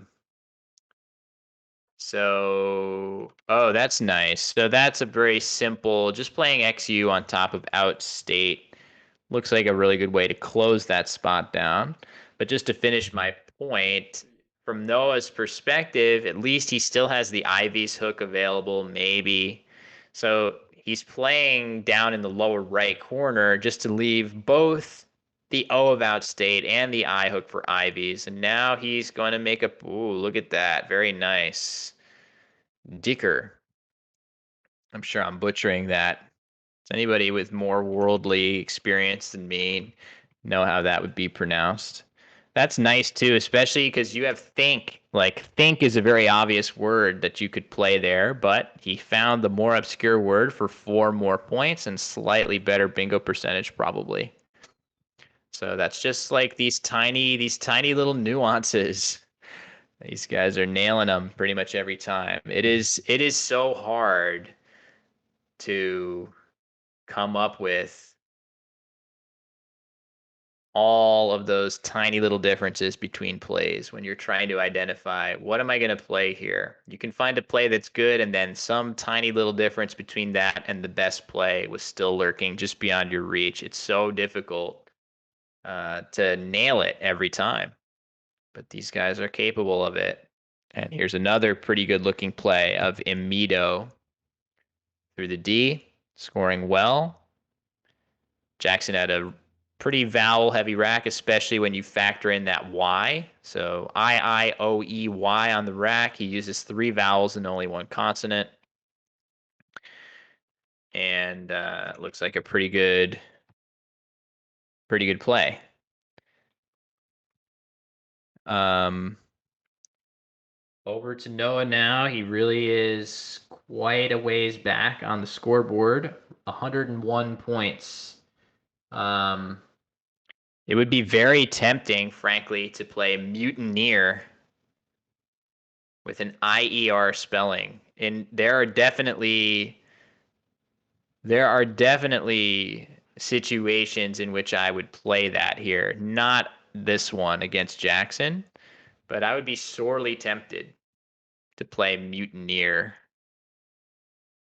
One who mutinies, one who leads a mutiny. But it doesn't end in IER, it ends in EER. And I don't think Noah's going to try it here. Though maybe he will. I don't know. I mean, Jackson is pretty solid on his words, but maybe just the fact that Noah is Noah, you can leverage that, right? Like, Noah is known for being very good on the words, and maybe, just maybe, you can sort of slip it past Jackson without him thinking. Josh says it would be challenged very quickly, mostly because it would have taken so long for Noah to play it. That makes a lot of sense to me. That makes sense. Yeah, you would have to do it very decisively. Um,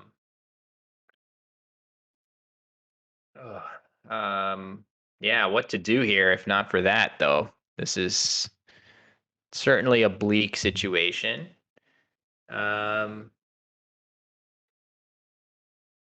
Jackson with Yay Girl on his rack. So it's a variant of Atta Girl. I'm not sure that's valid yet, though.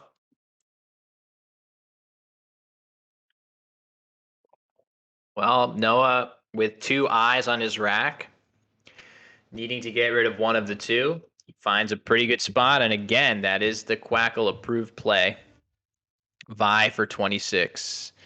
It's not a play that's going to give Noah a ton of faith that he's going to draw into a bingo, but this is a dire situation. You're just trying to make the best play you can, and there wasn't really a better way. He has these conflicting needs of getting a bingo down, but also scoring enough points that bingo ends up mattering.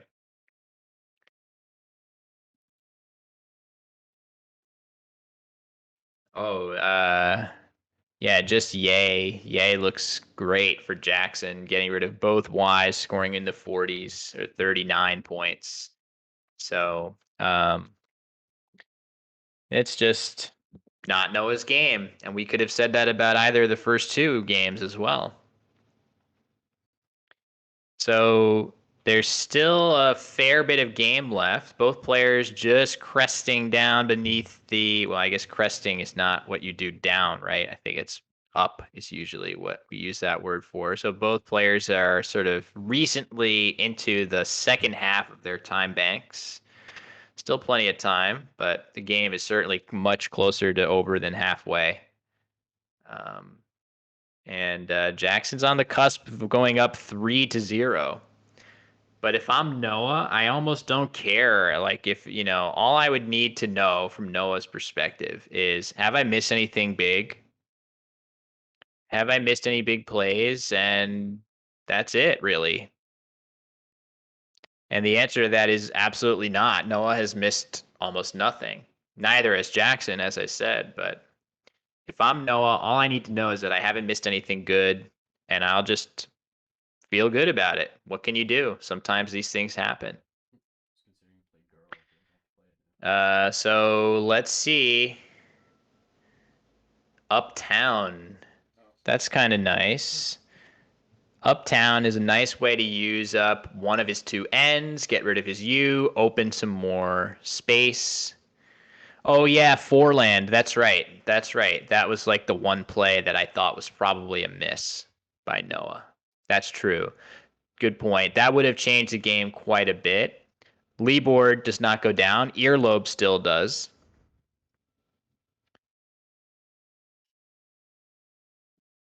Yeah, Gloriole also. Yeah, Jackson has a 7 on his rack. I don't think it fits anywhere. I was wondering if Noah was going to make a play that gave him Girol, but it's not to be, and that's okay. Jackson is still fine. He has Girl lined up on his rack. And he's gonna probably play that in the spot where Josh was calling for Gailey before. Looks like, oh yeah, Gil, even better. So Gil is gonna go down parallel to Yay and the AL of Wura, I bet. Right there. 23 points. Seems good. There are 7 tiles in the bag now, so we're really getting to a point where Noah's lifelines are running out. I think we can basically say that with this nice scoring play, leaving only 3 in the bag, Noah is sunk in this game. With the rack that he has, especially, just holding him back. In fact, Jackson's got a good chance of drawing some nice stuff from the bag here, too. All right. Collins bingo on his rack. Not that that matters. I think, yeah, from Noah's POV, this doesn't look good. Let me give him his actual correct rack, though. Okay, there we go. So that's what Noah's looking at. Yeah, Josh, that was a surprising one. I was surprised. Yeah, I guess I'm surprised that you knew that. In a way, I was proud to see that you played that. Yeah, you know too much. Too much watching me and whoever else. I felt a little guilty. All right, Vim is played by Noah as a last-ditch effort to set up his S. Of course, it's going to be pretty easily blocked if need be. Oh, look at that. Pinus, no, it doesn't fit to the eye of Amito. Oh, have you been watching Darren playing too? Darren Koo, a very strong player. I want to watch the worst dictionary. Oh boy, the dictionary trolling will never end. Well, hopefully it will end someday. But it probably won't. So Noah doesn't have a 7 on his rack. Ah, Noogie. Yeah, Noogie would be a nice play. He's learned the hard way what the actual inflections of that word are. That was a surprising one too. Noogie is the best play here in the end game. So the play that makes all these nice overlaps there and then leaves you some decent letters for your next turn of RED. But yeah, this has been just a pretty solid set of games so far. It just happens that Jackson's been on the right end of things. I think he drew both blanks in this game, maybe in one of the previous. So fully expect that the pendulum swing will come back around and Noah will win some games, but I certainly don't mean to imply that when that happens, that means that Jackson is somehow doomed. Jackson's playing great, so I just have to imagine that at some point, somewhere along the way, one of these guys is going to make a bigger mistake than freeload versus foreland, which is currently the biggest that's been made by either player, and that is really splitting hairs. That is really, really. If that's your biggest mistake, as I said before, you went about Batty when Noah played that, you're doing pretty well.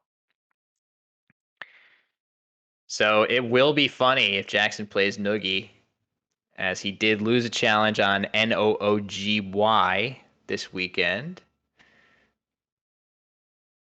But that is the best play for him here if he spots it.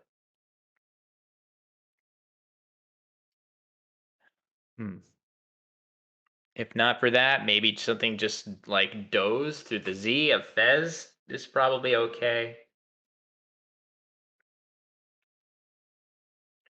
But I don't think Noah is threatening anything with, even though those letters look decent, and there is actually a 8-letter word through the I, it's not in the right spot. The I, rather, is not in the right spot on the board.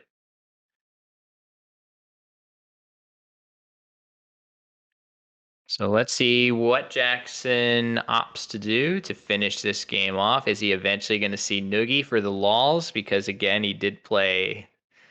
No, he plays Doze, which is very close to as good as Noogie. It's the second best play in this end game for him. And a reasonable choice for sure. And not a ton of exciting stuff for Noah here. Yeah, Josh says, gonna tell him he missed it after telling Noah about Foreland. Yeah, I mean, I have to assume that was a miss by Noah. There's no, I don't think, any real reason to open the triples so aggressively with freeload at that point in the game.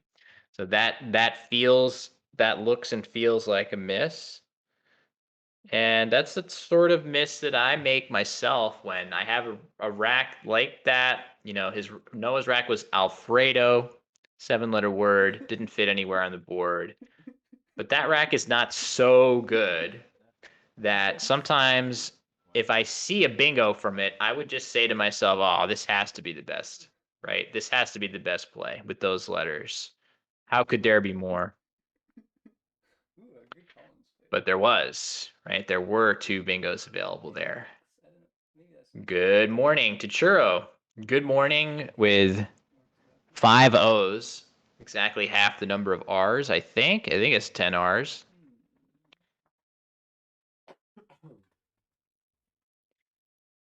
So it's half as good a morning as it is a churro.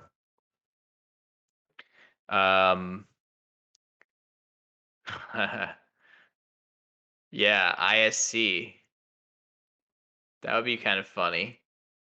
ISC fits there, yeah, in that nice spot with civvies. Yep. So according to the engine, the best play is just to accept that Jackson's going to play out next turn, I suppose, and just play pecans and Muse, M-U-S. How have the games been so far? Very well played. I think Jackson's got the better end of the tiles. Noah really has not missed very much.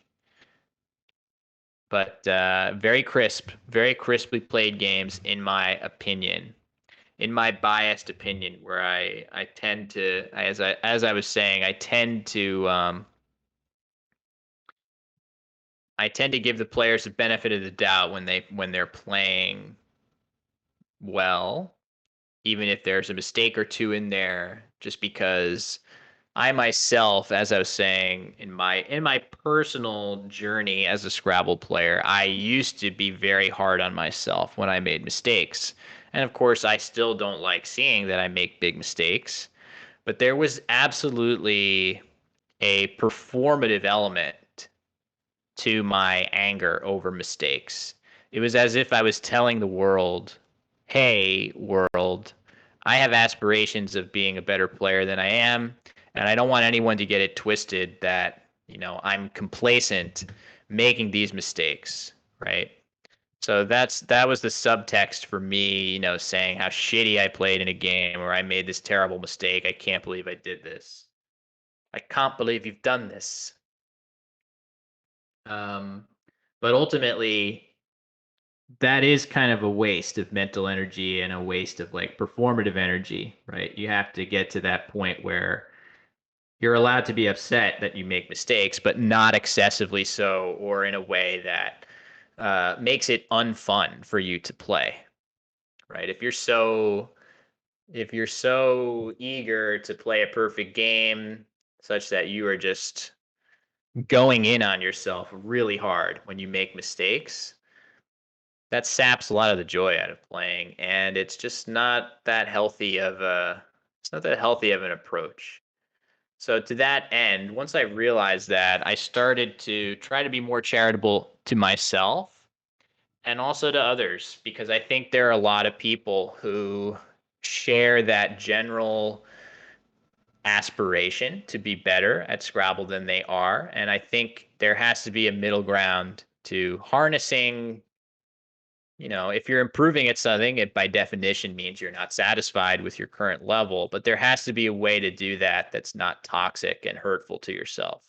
So yes, I do trend a little bit in favor of giving players the benefit of the doubt for playing well, trying to emphasize the good things that players are doing as opposed to going all out on the critical train. So that's my worldview. I've already expressed it a couple different ways. It's my Scrabble worldview. Positivity. I feel a little bit like one of those like mega church preachers whose Twitter accounts are just all like relentless positivity all the time. I'm not quite there. I'm not quite there. Like I'm okay. I'm okay with some level of critique and negativity because I mean, I'm definitely a pessimist in many ways. I reserve the right to call myself an effing idiot every once in a while. For sure, for sure. As do I. As do I. Kicking 222. Had no idea anyone screamed Scrabble tournaments. This is spectacular. Yeah, that is This is the brainchild of Josh Sokol, one of the top players in North America. He was a competitor also at the Matchplay Championship you're watching. But that's the channel you followed right now, Josh's channel. My name is Will Anderson. I'm another Scrabble streamer. I'm doing commentary as a guest of Josh here. Sorry, I'm behind on the plays here. So Noah played Space.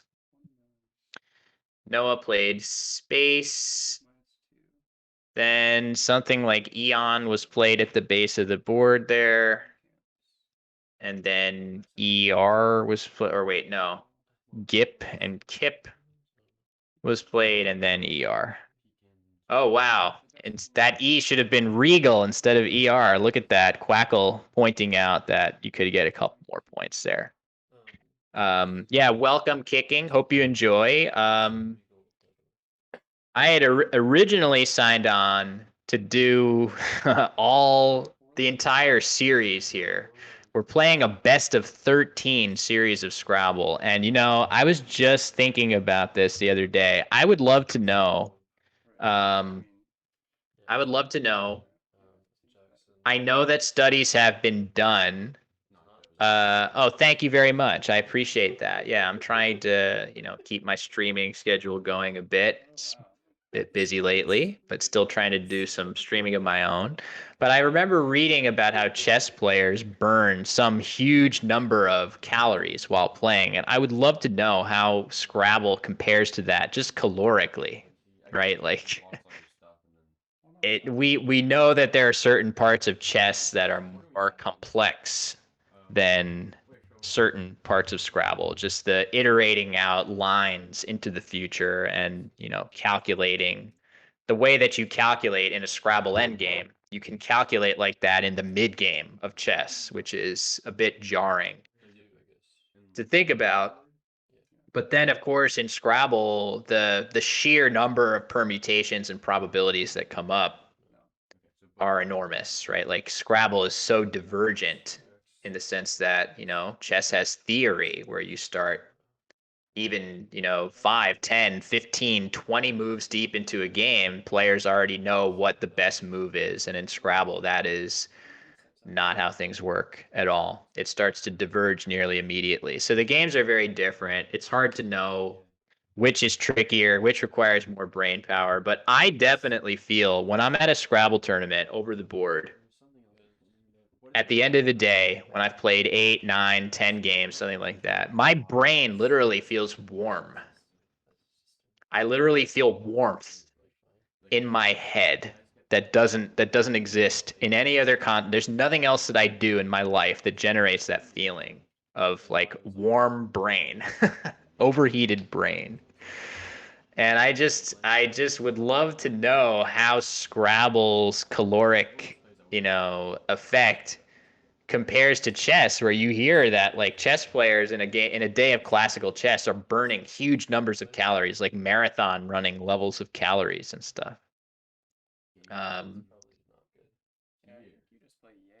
What about the number of calories consumed while playing? Yeah, that's a good point. That's a good point, JMC. Nice to see you, by the way. I think there's something to the fact that there are chess tournaments where the play like really classical chess games like can take, I think, the entire day. I think there are classical chess games that take 4 or 5 hours to complete. And obviously the longest Scrabble game that you're likely to see is less than an hour, barring overtime. So maybe that's more opportunity to snack. And that definitely helps. I also eat like a middle school child at tournaments, and I think I know that there are people that have much healthier eating habits and are more they treat the event the way that it probably should be treated, which is like, you know, you need to be high functioning. I am just all about eating greasy burgers and chicken tenders and whatever I can get my hands on. So that could be an improvement area for me. Yes, that's Collins. So anyway, if you're just joining, it is 3-0 in favor of Jackson Smylie over Noah Walton in the finals, but the players are competing to win 7. The first to 7 is the winner of the match play championship here. So there is still a long way to go, even for Jackson, and Noah has ample time to turn this thing around, and he's really played quite well. Both players have played quite well. So I really think if that holds, if the players continue to play at this level, Noah's going to draw some better tiles and win some games and make a series out of this. Classical chess is also so hoity-toity that I'm sure snacking. Yeah, so there is that, and that does segue into like there is another thing that I think I started playing tournament Scrabble when I was 25. I'm 37 now. And when I started playing tournament Scrabble, my uniform was mesh shorts and a t-shirt, right? That was, you could see me wearing that, or ratty old cargo pants with rips in them. And that's fine. It's very comfortable to play Scrabble that way. And I know that, like, in the poker world, you get a lot of people wearing hoodies and stuff just for comfort. You're sitting at a table for, upwards of, 5, 6, 7, 8 hours, 10 hours a day. Thanks, Josh. Okay, cool. So I think we're going to do commentary changeover after game 4, which if that's okay with Jeep Placard or whoever, or if Jared is willing to step in, I will probably take a nap if I even can. Let's hope I can. Good morning to Closo20. Nice to see you. So, yeah, what was I saying? Oh, right, my uniform, my Scrabble uniform, mesh shorts and a t-shirt, ripped jeans, whatever. That is definitely in stark contrast to the chess world where there is a level of dress code that's enforced. And I have considered making that some kind of like on my own channel. I've considered making that some kind of channel point reward. Like if I get X many followers, I will wear a suit to my next Scrabble tournament or something like that. Wouldn't that be hilarious? Just seeing me walking around or in like a blazer, like something nice, like pretend it's like chess, like you're dressed to play well. I don't know. But that is not something that exists in the world of Scrabble right now, for better or for worse. I think for the most part, like it's fine. I'm not looking to make people feel like they have to dress up to play Scrabble, but for a serious tournament with elite players, the way that chess does, it might be nice to put on that face to the world where um, we bring that same level of seriousness to our game. Or maybe that's wrong. Like maybe it's wrong to assume that we should be like them. Maybe they should be the stuffy ones and we be the ones that are a little more easygoing. All right. Underway with game 4 here. Jackson going first. And he plays Vampy, leaving NT. That's clearly correct here for 38 points. Note that it does kind of matter where you play Vampy. Well, vertically, of course, is where he's going to play it. But this word starting and ending with a 4-point tile. And this is one of these tiny little nuances. If you're following along and aren't as experienced watching a lot of Scrabble content, you might be saying, well, what's the difference? If you can play Vampy with the Y on the center star or the V on the center star, and you get the same number of points, what does it matter? Well, if you put the V on the center star, you place that A next to a double letter score where it's a lot easier to score with high scoring consonants. So these are some of these little rules that players at this level have completely internalized.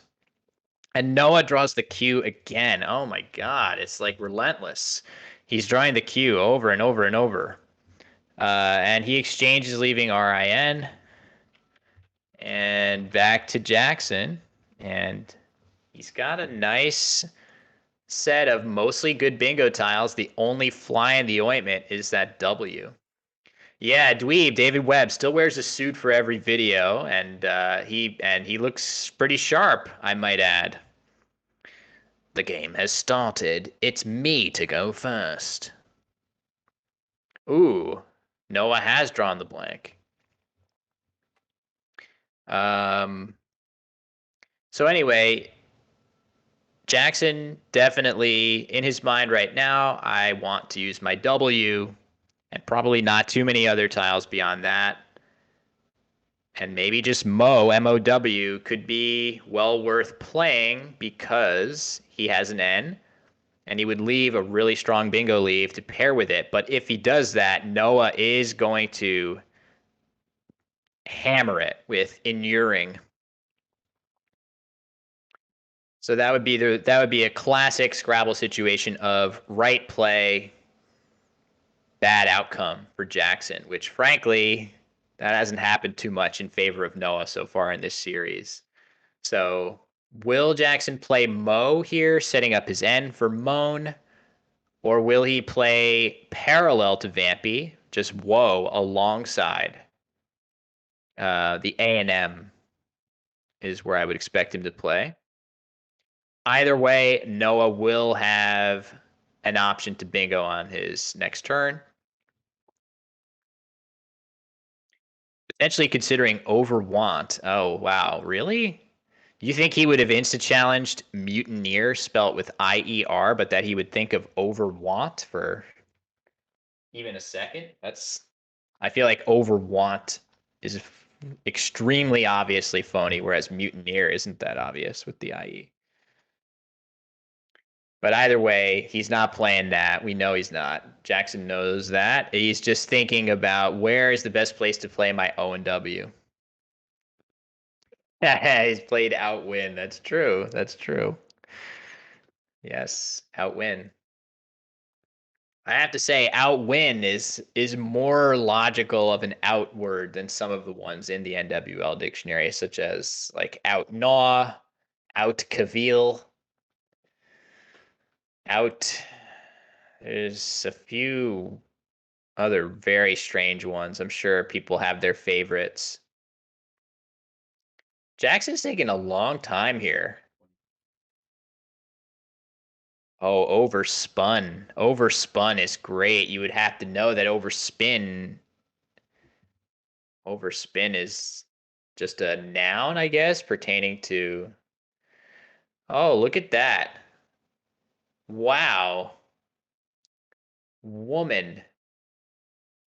That's not the play I expected at all. I feel like that uses more tiles than I would use in this situation, but does that potentially ruin Noah must, well, ruin, no pun intended. Oh no, it limits Noah's bingos to just one. There's only one playable bingo. Noah's gonna find it, I bet. But that surprised me. Yeah, he's going. Okay, so that's impressive. Very quickly, Noah decides I'm gonna play Inerning. This is the only bingo available on this play, and the fact that he played this so fast is very impressive. Yes, yes. Oh, okay. I see you guys. All right. Okay, guys.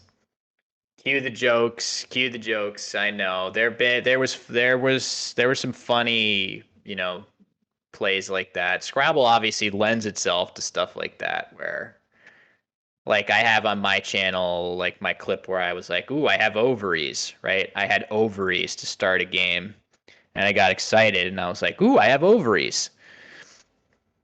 Which is just a funny thing to hear a man say. But that Scrabble will do that. So Jackson, so that's funny because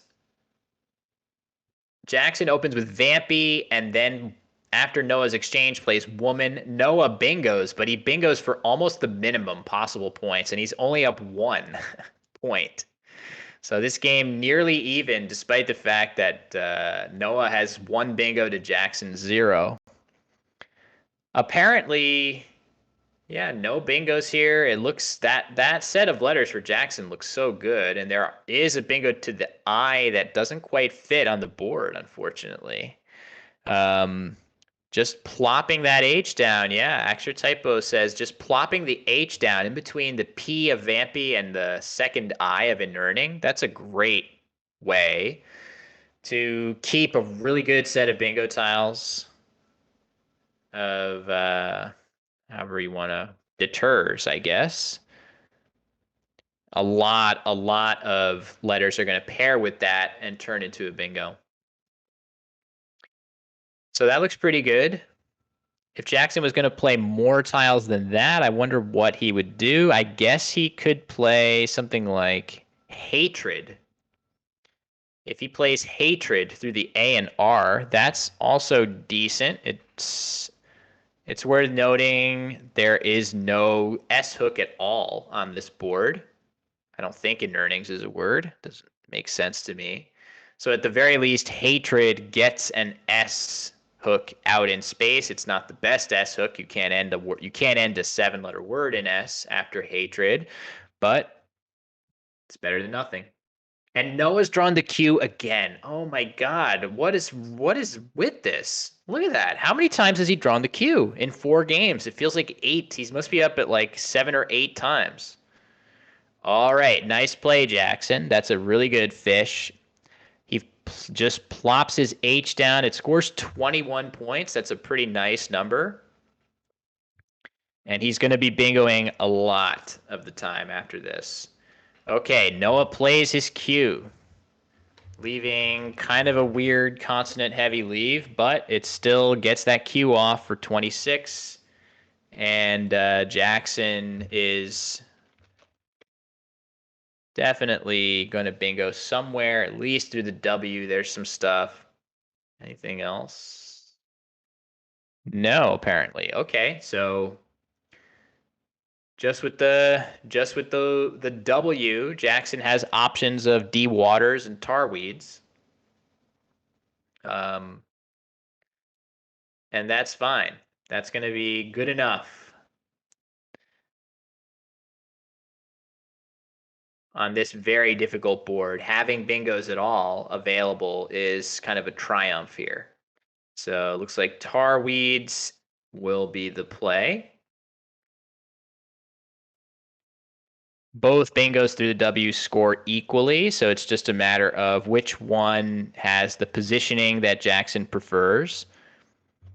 And I think tar weeds does make sense in that regard, just because rather than putting an S down in the double-double lane and putting a nice scoring spot above the W of woman, he plays tar weeds instead.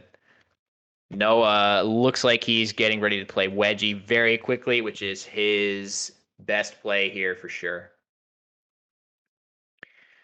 Wedgie to the E to the triple there, leaving LT. That's totally just what the doctor ordered to get some of those uglier bingo tiles like the W and G off the rack at a cost of giving up ED, of course. But that's fine. That's worth it for 39 points, definitely. And Noah's drawn some. Ooh, look at that. A very good replenishment draw for Noah. So I don't think Jackson's going to have that good of a play available on this turn, and Noah will definitely be bingoing on his next turn.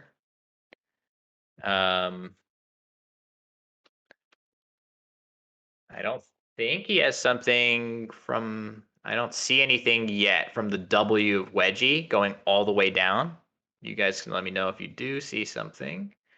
But he'll definitely have stuff through a lot of these letters of wedgie on his next turn.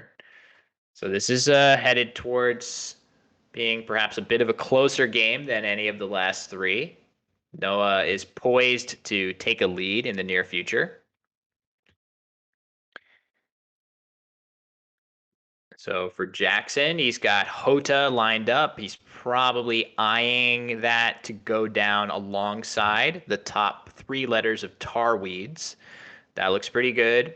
From Jackson's perspective here, he's got mostly low point tiles. He's got 6 1-point tiles compared and 1 J. Oh, I didn't see that coming. Oh, wait, Jato would have been the play that played alongside Tarweeds anyway. Wow.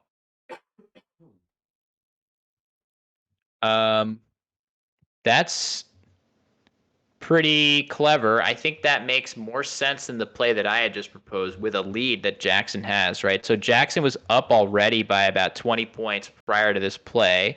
So he took a small sacrifice in score to block, not completely, but certainly restrict the wedgie tiles that Noah had just played out in space.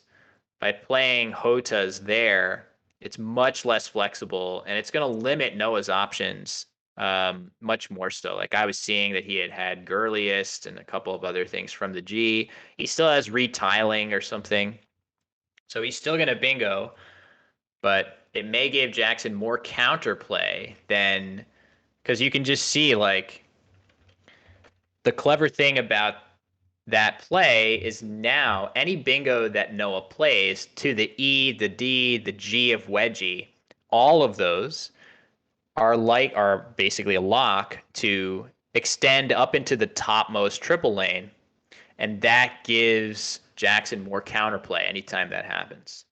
So if retiling is the play, Jackson will have a chance to hit that R in the triple lane if he can do, let's see, what does he have with that rack?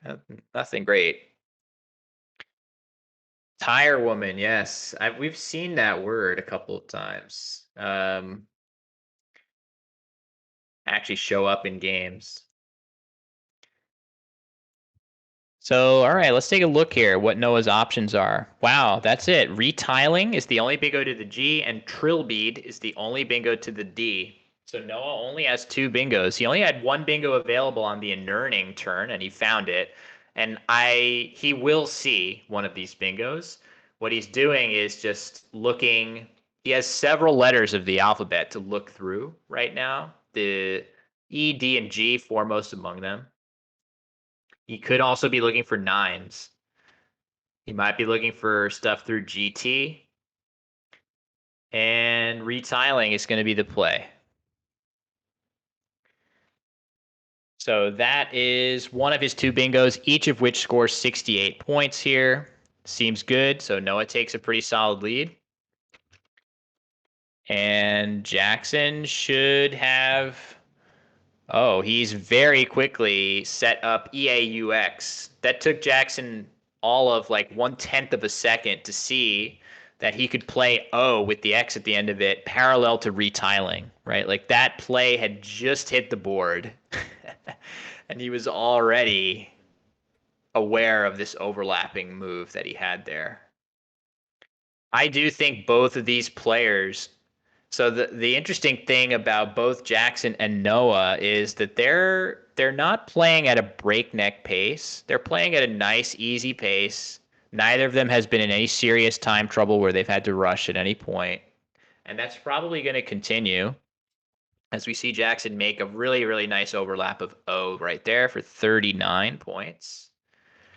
But I think both of these guys are very good blitz players too. So what that means is they're going to find a lot of these really good scoring plays and bingos nearly instantaneously. And they can spend a lot of that extra time on these little strategic nuances. And that's something that I've found helpful is as I get more and more comfortable with the words in some lexicon or other, it frees up more time for me to start thinking about those little nuances between plays. If you really have to dig deep to find the words, that's time that you can't then devote to some of those little tricky nuances between the plays. For me, at least now I'm somewhat competent at that, but I started out being very bad at discerning between candidate plays. Which one should I do? So I needed every bit of time that I could get to do that. So Noah's in a tricky spot here. Jackson has funnier on his rack, so depending on where Noah plays, it's possible that he could um, give up a bingo in response. Probably not, though. I wonder if he has the tolerance for a play like Aslan from the A of Hotas. The reason you would do that is just because he has an S and he would be setting up a really nice place for it. And that's what he's going to do. He's going to play Aslan. And that creates a threat of an S hook that is extremely concerning for Jackson. He will definitely want to block that however possible. He actually has a great way to do that of just enough ENUF alongside Aslan. Looks like a great way, and I bet he's going to see it pretty quickly. Not yet. There, I feel like he's getting to it. Maybe. It's definitely worth. I just want to put on everyone's radar that it is definitely worth a thought. Both players should be, and I'm sure are, thinking about the ER at the top of the board, right? The E of O and the R of retiling. If you can find an 8-letter word that plays through ER that hits both triples, that's going to score better than most bingos. So I'm sure there are plenty of words that have ER in that precise positioning that will score really well. You just have to get lucky enough to get that precise combination. So we'll see. That could come into play at any time. Okay, so fun is played. I think this is probably a miss. Enough scored 30 in that same spot as opposed to fun, which scores 17. ENUF, not the easiest word to see. I've missed that one before, but this one feels like probably a modest mistake, which is a rarity to be able to say. But this really effectively addresses the S hook on Aslan. Now, that being said, it's still possible if Noah wants to play Snotty or Snooty and Aslan's here, it's going to score a ton. Alternatively, he can just play Goofy through the OF of Aslan and keep his S. Something is making him laugh hysterically. I wonder what it is. I wonder what he's... Oh, he's probably thinking about, like, I don't know, gay toots or something. Who knows?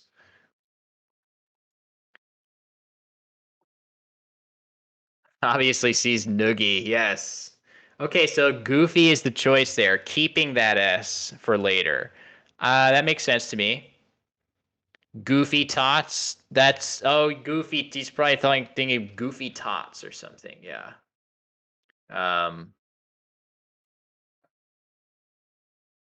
So, all right, wow. Did Jackson draw really well? Is that an H in there or an R? Oh, he has like trained. So anti-red is going to play now on top of Goofy. So Noah has actually taken a lead. I know that's surprising to anybody that's been here for this whole broadcast. He actually has the lead. But Jackson's about to seize it right back here.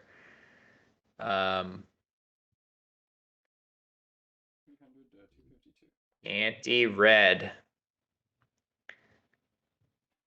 Does this give Noah anything? I don't know. All right. So Noah's brief, fleeting moment in the lead is over, but he's still fine. Like he still has chances here for sure. He's got decent tiles. He has that ER spot on the top of the board that you could materialize into a triple triple at any time up there. So we'll just have to see. Jackson drawing decently well.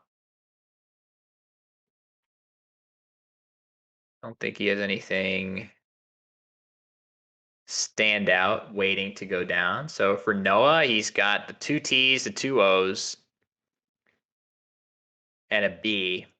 The S on that rack, it's still useful, right? Like the Aslan's hook still scores pretty well, but there isn't a really, so anti-red is an adjective just for the record, so that does not, you can't have anti-reds. So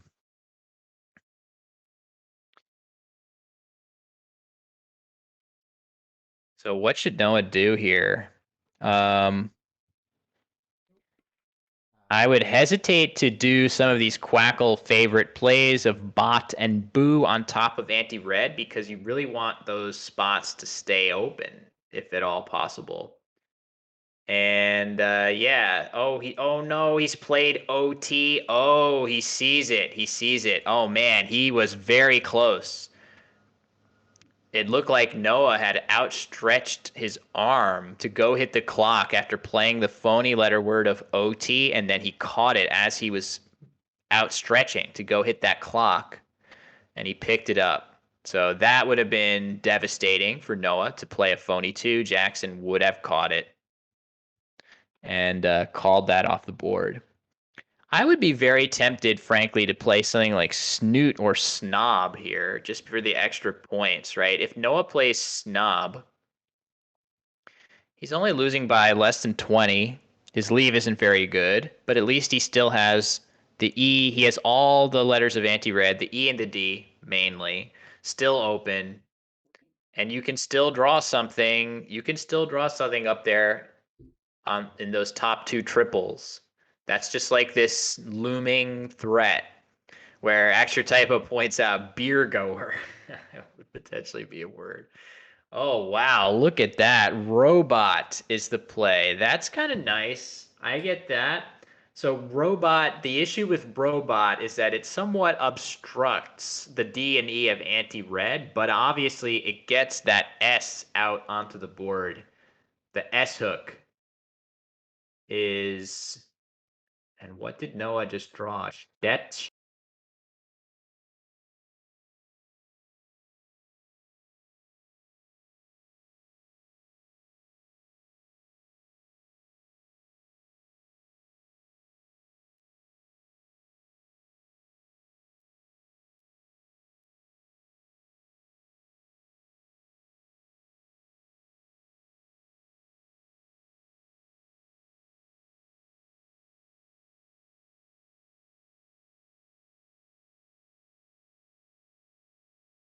Bezier. Bezier for 39 playing on top of anti-red. Sorry, I'm muted. Can you guys not hear me?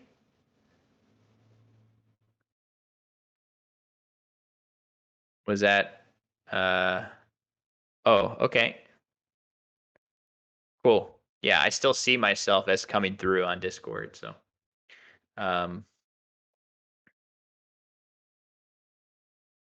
the define bot is probably fine. It's just that because Churro engaged with the prediction, with the interactive features of Twitch.tv, she cannot use the define bot. There are more updated versions of the define bot that have figured out that limitation, but I have not downloaded it yet. Yes, define bot hates gamblers, right? Exactly. Yeah. Yes, I will try to do better. Wow, goiter. Goiter goes down. So the very defensive play, goiter, goes down for Jackson, blocking Stettles. But it's going to give Hest. I think Hest. Noah is going to be fine playing Hest here and scoring a ton of points, getting much closer on the scoreboard, and keeping a good bingo lead. It did block his bingo, which is surprising, especially given that Bezier was available. But once Noah plays Hest, which I have every expectation he'll do, he's only going to be down. He's only going to be down by like 10-ish, and he has another S again to play with Aslans on a subsequent turn. Um, I'm looking at Jackson's rack and trying to see, is there some play through ER like beer card or something? Beer card. Is there a card that you use to buy beer? Okay, Hest is played relatively quickly. That definitely feels correct to me. Raced with another C on the rack for Jackson. Oh man. Frustratingly close to skeletal for Noah with that T out in the open. But what does he have? I feel like the players are getting closer to having stuff through that ER at the top part of the board. Anyway, I'm looking around. I guess there isn't anything.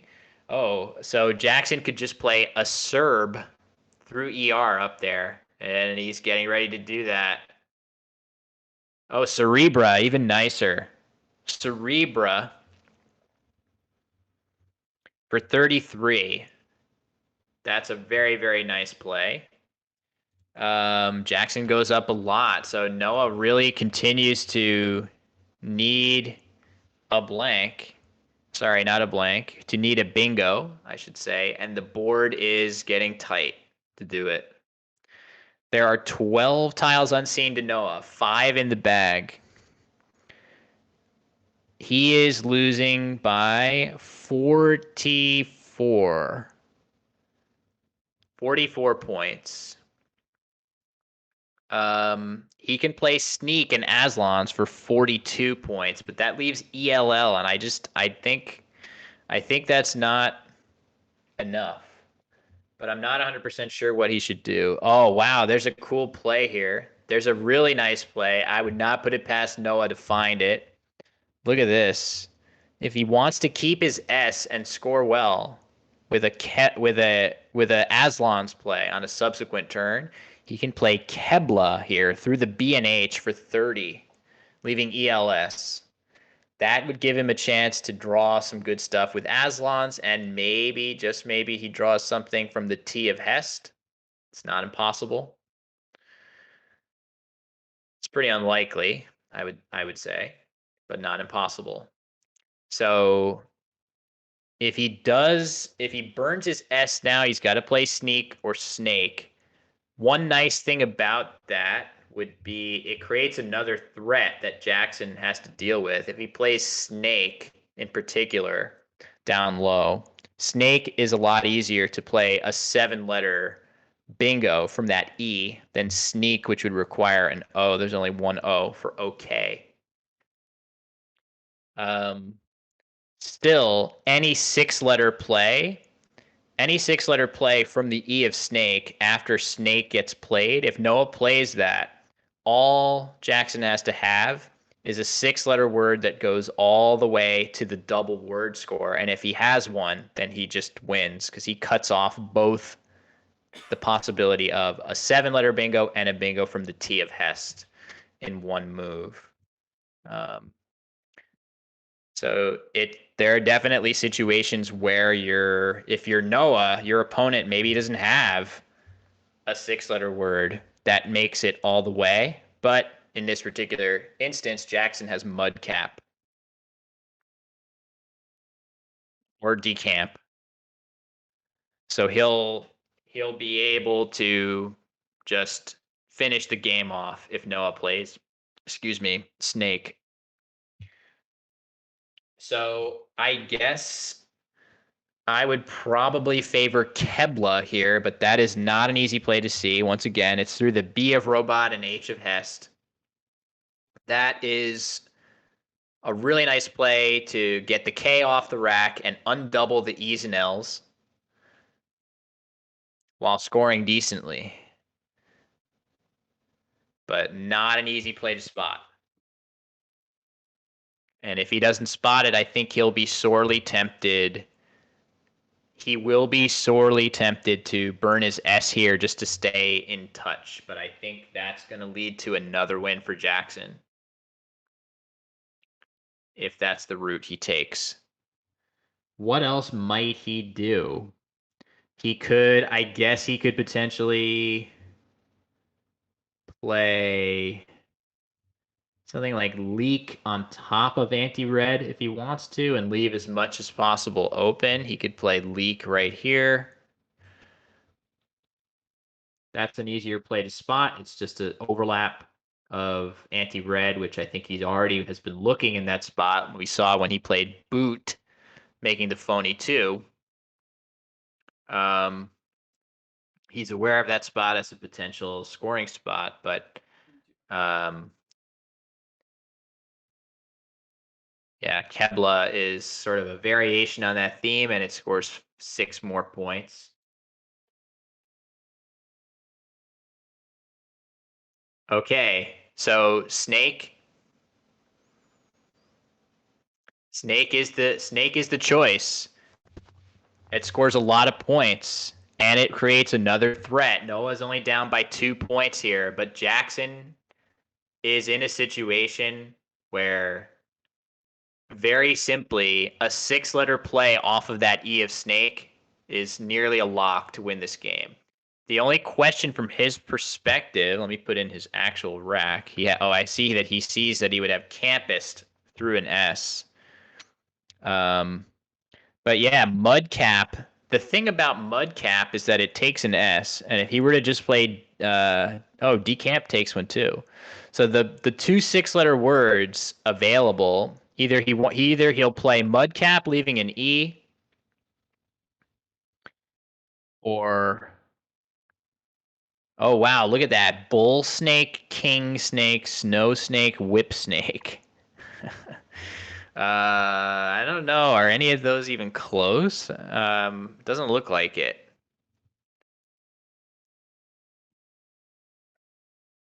Either way, Jackson is in good shape here. Does he even have to worry about anything from the tee? There's only one tile. There's only one tile in the bag. And I think he can potentially say it's at this point with one tile in the bag. I know Jackson's time is ticking down to 2 minutes and lower, but I think he's going to be able to look at those unseen tiles and say to himself, I don't think I really have much to worry about from the T of Hest. But he does have to, if the V is in the bag, first of all, if the V is in the bag, Noah has follies ready to be played on top of Snake. So that has to be dealt with. So that the one must for Jackson here is to obstruct the possibility of playing follies off of the E of Snake. So there's one way that he could lose. We know that Noah has the V. 2 outs for the V. Wow. That's surprising. So Jackson plays Campo, which looks like a great play, except he will lose to follies if the V is in the bag. So I have to imagine there was a way that Jackson could have won all of his scenarios here, as opposed to needlessly losing to follies at the base of the board. Campo is a great play, 37 points. He's going to easily win any situation where Noah does not have a bingo there, but there was one lurking in the pool. Oh, wait, no. Is that true? Did I miss something? Jackson's last tile was a U. So I must be wrong. What have I entered in wrong here?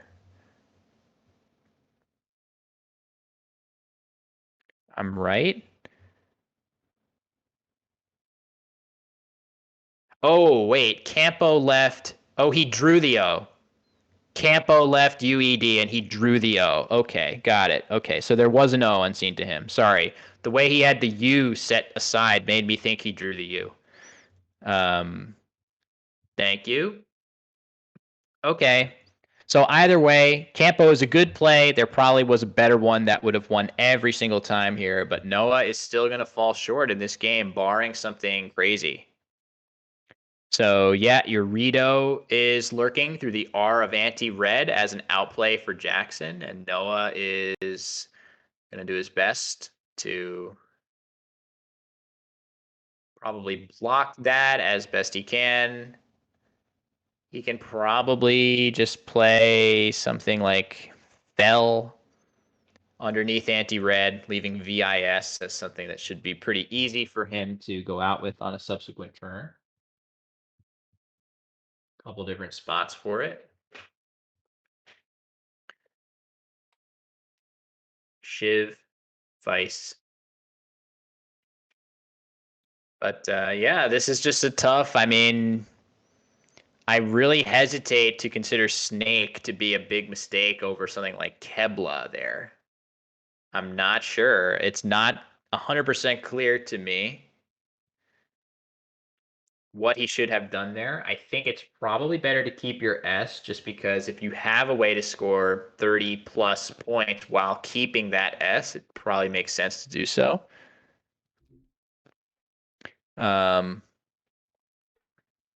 But yeah, Noah's going to try to block that. It looks like he is getting ready to play. This is the best end game for him.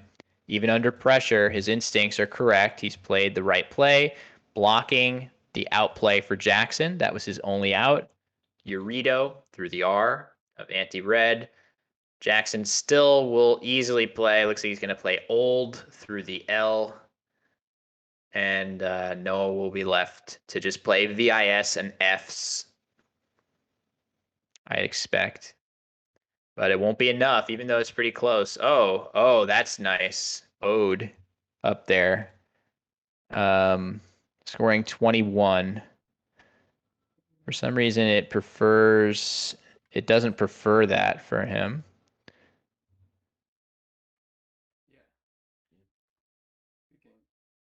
So, yeah, no Vlay. He has VIS. Yeah, something down there. Something with def, right? Something with DEF would have blocked that outplay, which is 20 points. But nevertheless, final score here is, I know you can't see it when it's up there, 409 to 396 in favor of Jackson. Wow. Pretty impressive performance here by Jackson Smylie en route to, he needs, again, 7 wins to finish this off and become the Montreal Matchplay champion. And he is well on his way with a 4-0 start. Again, it just doesn't feel like Noah has made very many false steps here. So I still think there's a chance for him to fight his way back if he just continues to play as well as he had to this point. It's been really, I'm just looking through the plays here and I'm just trying to see, like, there's so few plays that I would consider to be big mistakes. So it's fun. It's fun to watch these guys play Scrabble, frankly. As fun as it is, I am working on a very low amount of sleep and probably am destined to take a nap in the near future. Destined to nap. You are. All right. I'm not sure if Josh is live on stream saying that. Josh, can the stream hear you as we're chatting? Yeah. Oh, okay. All right. Well, Are we gonna take a quick changeover break?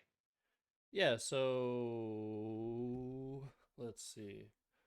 We're I'm gonna sorry have a to little bail break on you. here for the players and for the commentator. Interesting game. Cool. Will, you're welcome back if you manage to get some sleep and wake up later and the series is still going. Cool. Let me just see here.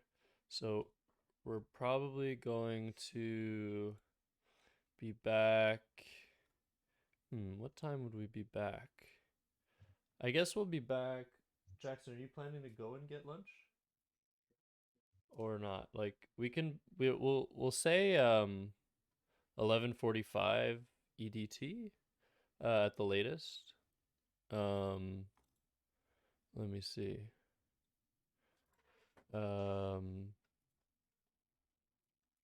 Yeah.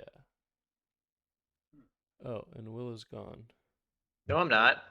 Oh. Oh, you just ended your stream. Okay. Oh no, I close. Oh, sorry, I closed Quackle. Yeah. That's Oops. fine. I'm gonna just pan over to the other thing. Waiting screen. The waiting screen, and yeah, we'll be back soon, potentially before 11:45, but we'll see. But yeah, thanks a lot, Will. You really should get some sleep. It's as if Will is playing this tournament. He's as fatigued as we are. Yeah. But yeah. All right. Okay, Will. Thanks a lot. Everybody say goodbye to Will. I can't see chat right now, but we'll be back soon enough with Jared Capel as commentator for Awesome. rounds 5 through something. All right. Take care, folks. All right. Thanks for having me, Jeff.